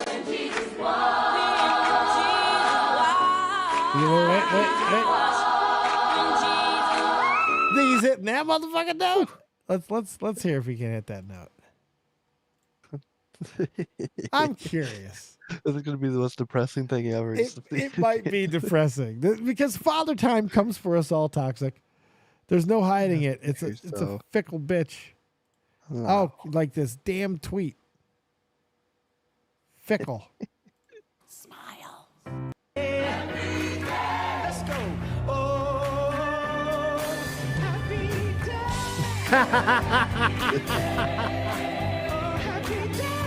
No, he ain't got that no more. He's trying. Jesus wash. When Jesus wash. When Jesus wash. Oh. Not quite. That's not the same, though. That's a different note. He got a little CeeLo Green in him. He tried, though. And look, the guy can still sing. Don't get me wrong. But I'm like, come on, man. Why try it? Why try it? Just pipe it in. But I personally love these. I love when they do the reunions. I love when we get like these reformations. When we get the like Jack Black doing it with the School of Rock kids. I love this shit. Yeah, that's cool. I just want to know why she's too big for this now. Why couldn't she be there? Who? Lauryn Hill?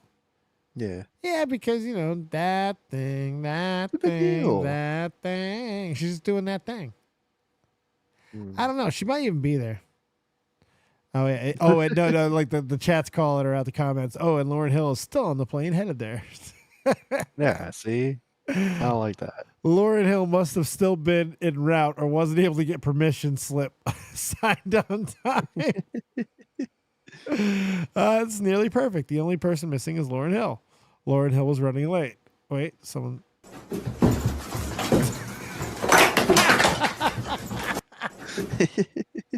Oh, the comment section's fucked up. Don't be mean. Don't be mean. They sound terrible. You're fucked up. But you got to watch the original Sister Act because it's her doing the same shtick, but with old nuns. It's so fucking funny.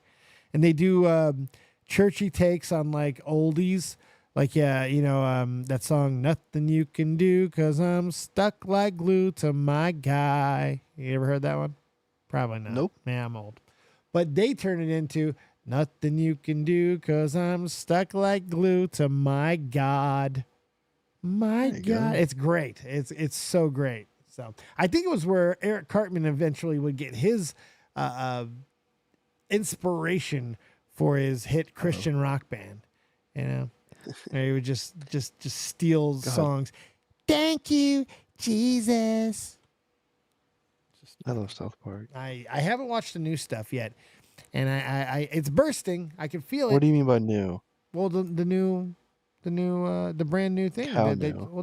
like last week. Okay, I thought you meant just like the last couple of years. I was like, the specials have been pretty good. Oh yeah, I've watched the COVID's ones. I watched all those. I don't know if I watched the last one. I think I missed that, and I missed this one so far. But I am planning on watching it. Yeah. I can't contain it. You're goddamn right you can't contain it. It's deep down inside you. You better get your fucking fat ass over there and watch this before I rip your nutsack off like a paper towel. Oh shit! That's so okay, good. all right. I'm sorry. Sorry, Cartman. No. I'll try to watch it. See, I got to be careful, man. He's inside of me, deep inside. Yeah. So there's the media deal as we know it. $76 billion. I'm going to talk about more. We're going to talk more about this in a couple of days because I can't believe we've done like 2 hours already. But yeah, $76 billion and TNT is out. Crazy. That's a ridiculous amount of money. It really is. The only one that I really get this is fucking great. I didn't know this. I didn't know this little tidbit. I guess it's kind of obvious in some ways. Listen to this shit. That's cool. I'm 100% positive that the term did not exist before. So they're talking about the term stan, which everyone knows stan now. Stan is, I had no clue. Eminem released the song Stan because I was a teenager when the song Stan came out. So I didn't like his logic. His logic was, I was old enough, I remember, that's it. I didn't like that. Of course, I had to look it up. And I found out everything he's saying, 100% fucking right. I'm sorry I doubted you because you look high as well, and I should appreciate your highness. He's a beautiful man. I had lived experience before and after the song came out. Nobody used the term Stan that way until the song came out. Shortly after the song came out, Nas used the term in a song. And after that, everybody was widely using the term. He's 100% right. Nas used the term because of how much Nas respects Eminem, by the way. Yep. So this should shut up all of the commenters talking about how Eminem is not welcome in rap culture. Everybody that they respect the most in rap respects Eminem and his fearsome pen hand and his deep respect and love of the game and his monumental historical contributions, not just to hip-hop culture, but to language itself. Eminem gave us Stan. I'm 100% sure because I'm 38 years old. If you don't remember what 9/11 was like, please listen to your elders so you can learn from us. I'm trying to do the same for you. That's cool. He's a douche, but I like him. Yeah, I like him. I like him a lot. He was really funny. And most importantly, he was right. He's 100% fucking right. The Nas thing, everything. He was 100% right. Because I was like, man, there's no way. But he did. He gave us that term. He coined it. So, yeah, pretty crazy. So the Eminem stuff has been so big. It's everywhere. I mean, I don't know if you know this, but as of the other day, Eminem, on the same day, the top 5 global or U.S. Billboard albums were all Eminem albums. Perfect. Unbelievable. Like, this is re-jump started people's love of Eminem. People are going back and listening to the catalog, including, which is being the most streamed, is the Slim Shady LP, which has so many fucked up songs on it. Oh my god. Oh my god, it's got so many I fucked up love songs. them. Oh my god. What's your favorite? You know, man, I mean, I was just a little baby boy. My mama used to tell me these crazy That's things. the wrong one. Is that the wrong album? Yeah, that's the next one. What was on that one? Fuck. You had My Name Is. Well, My Name Is. I'll take the cheap answer. I don't know. You're a bigger fan than me. You're a bigger stan than me. There you go. Full circle. But a couple of quick little clips on all the craziness. The hood does not listen to Eminem. Hood right now. I don't know who this guy is, but it looks like M's buddy, to be honest. I don't know what the fuck is going on. I don't know what's happening here. I'm back, bro.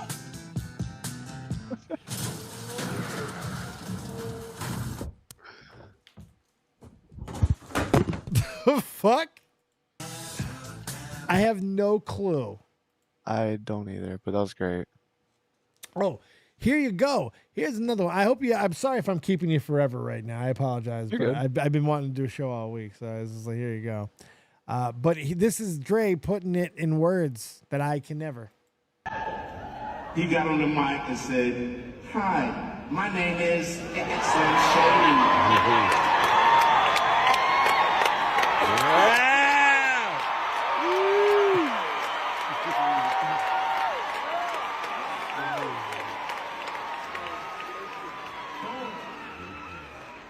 That was it. And that was the beginning of what became an amazing creative collaboration. Then came the backlash. Look at him, Dre. This guy has blue eyes. You can't sign him. There was a massive amount of resistance from my own team and people around me that didn't want me to work with him simply because he was white. Didn't want me to sign him or anything like that. While everyone else around me had their doubts, I knew that his gifts were undeniable. Yep. That's why you're the GOAT, Dre. Yeah. His raw, dark, humorous lyrics, coupled with an impeccable cadence, stood out from everything I had ever heard before. And he was hungry. Both of us were. We were two artists in do-or-die situations. He was desperate to find a way to feed his family, and I was searching for something that I could sink my teeth into creatively. Each of us were exactly what the other one needed, and I was willing to bet my entire career on that. That's real shit right there, man. Yeah. That's real shit right there. And he goes on to list some of the things that M has said on his albums, and they're fucking crazy. But Dre has been there through all of it. Yep. It's pretty impressive. And he has capitalized and profited probably more than anyone except M. Yeah. And good for him, because it was do or die. If that didn't work and he was just a lame ass white boy, it was it. Yep. Good night. We already had enough of those. Yeah, we really did. Vanilla Ice. But he found his way too. I guess. This is about as accurate as it gets right here. This is millennial parents right now. The fuck?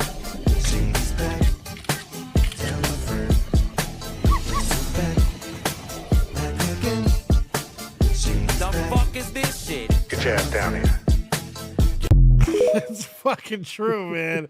Like, all the parents just got so much more edgy. You're gonna tell their kids to suck their dick now. It's gonna be bad, man. Yeah. It's gonna That's be good. really bad. They deserve Yeah, it. I'm telling you, kids suck. Tell them how terrible they are. It's a great idea.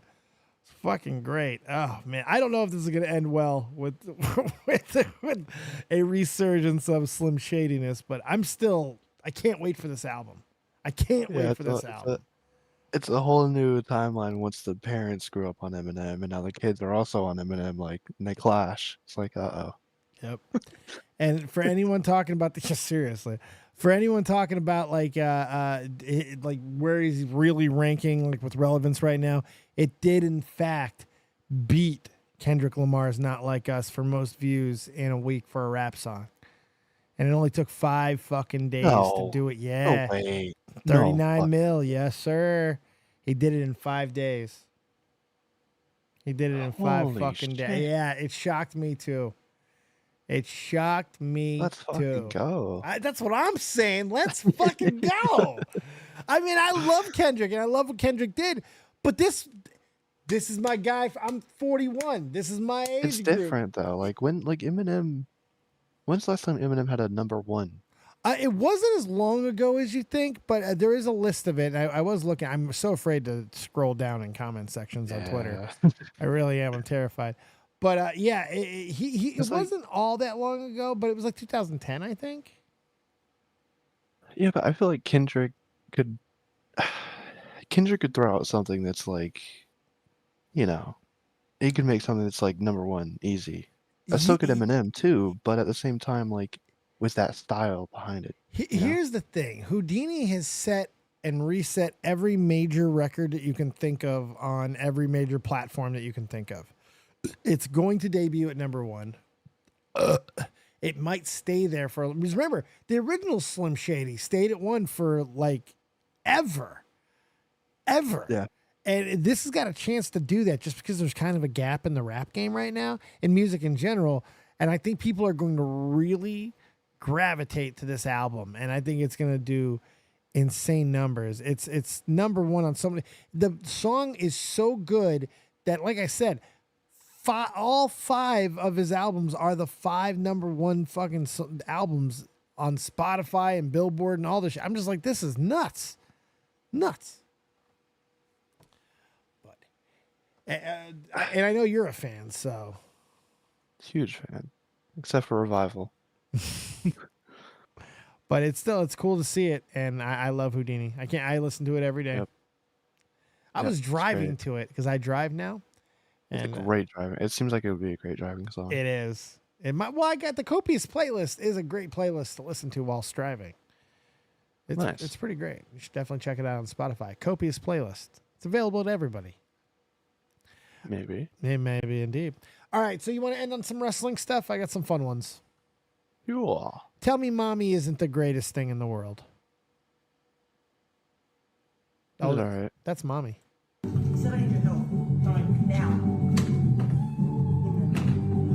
Let's rewind that.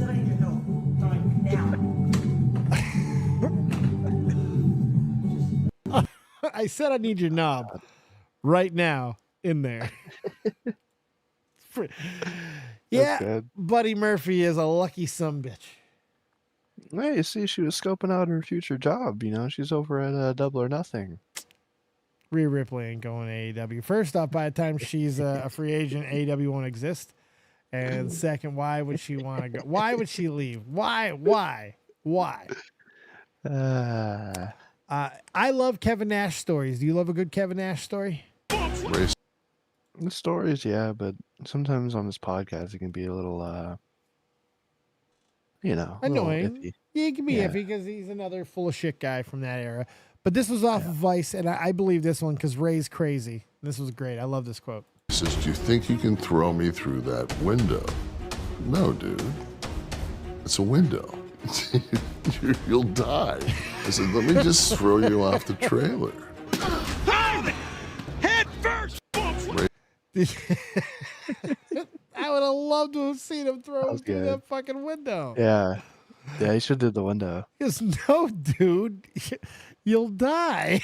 You only live once. Let him do it. That's true. You only live once. Hold on. So this is great. Samantha Irvin has been doing a lot. Obviously, people have been getting some Samantha love. She's been very vocal and visual with the Braun Breaker and Ricochet storyline.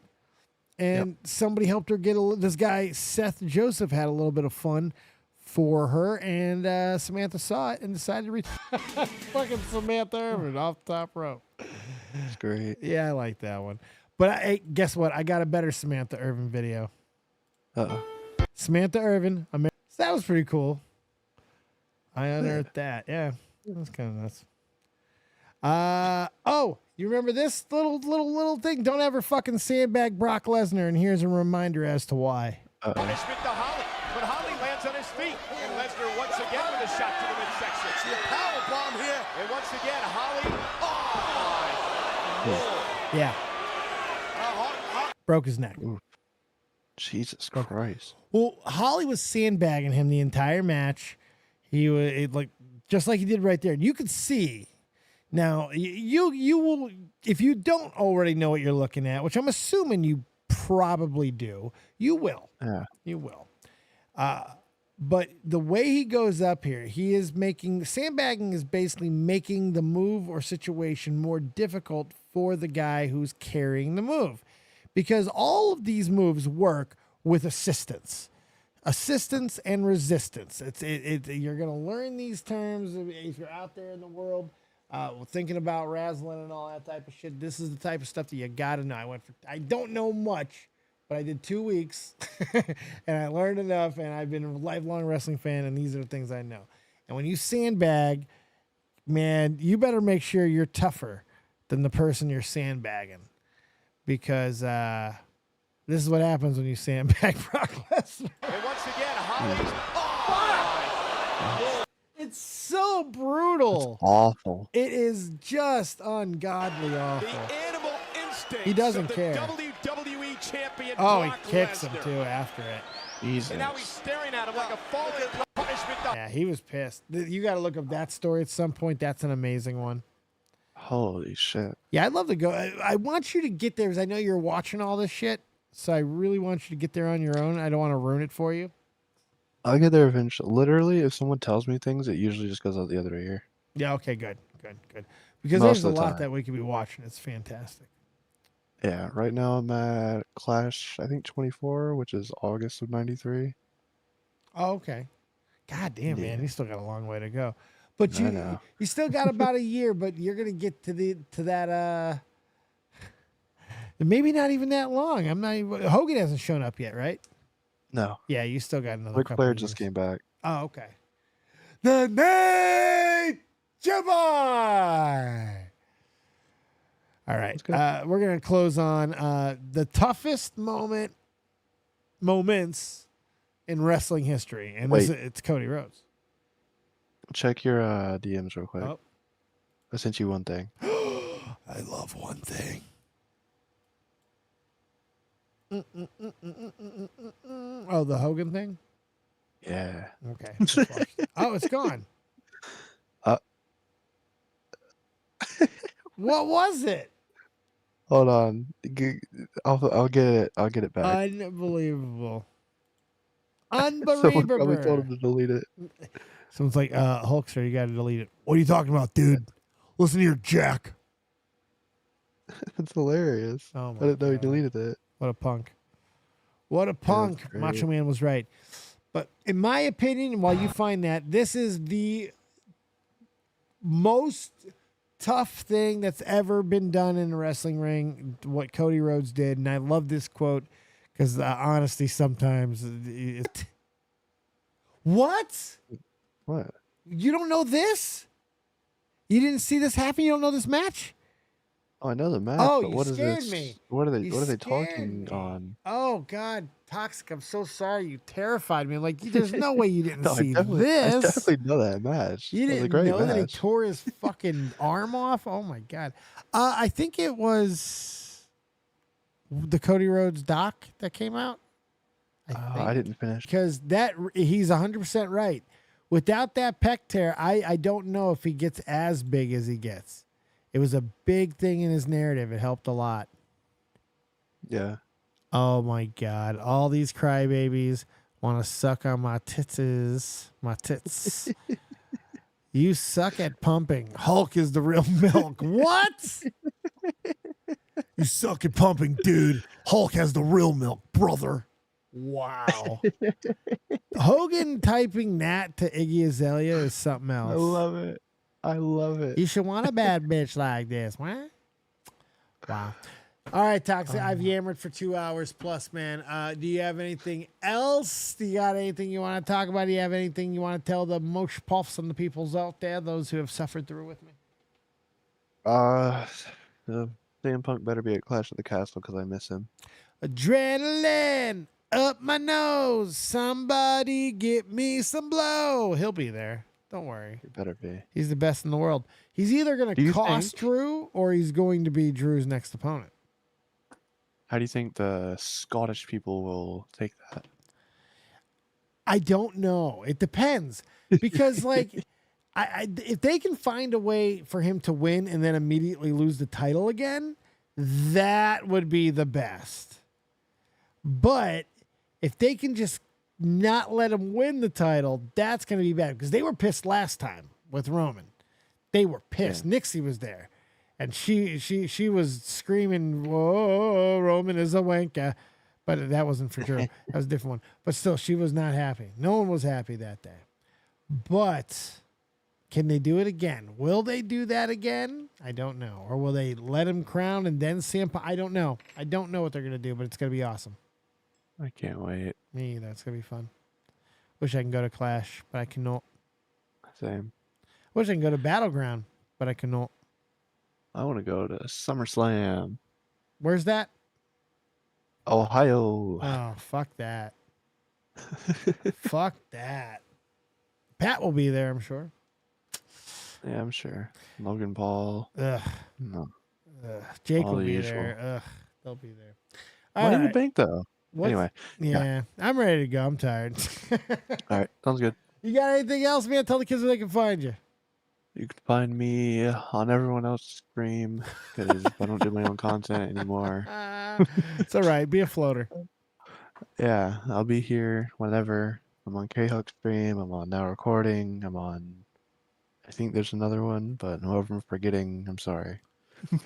So I'd like to I'd like to say that I'd be available tomorrow in case you want to do another one, but the likelihood is I will not. I might do a game stream when I get back. I got a little running around I got to do after work. I got to take a little bit of a drive. Oh, I'm watching SmackDown tomorrow live. Why? Is it going to be a good one?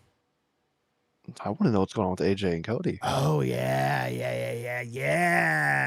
The Mark Henry good. move, that was good. That was good. Yeah, I'm excited for that. I got a big weekend. I'm going to Mohegan Sun card show, the East Coast Collectibles Convention. Yeah, and I'm bringing a lot of stuff, so it's gonna be crazy. So I got a hell of a weekend ahead of me. How far are you from? I don't know where it is, but have you ever heard of Too Many Games?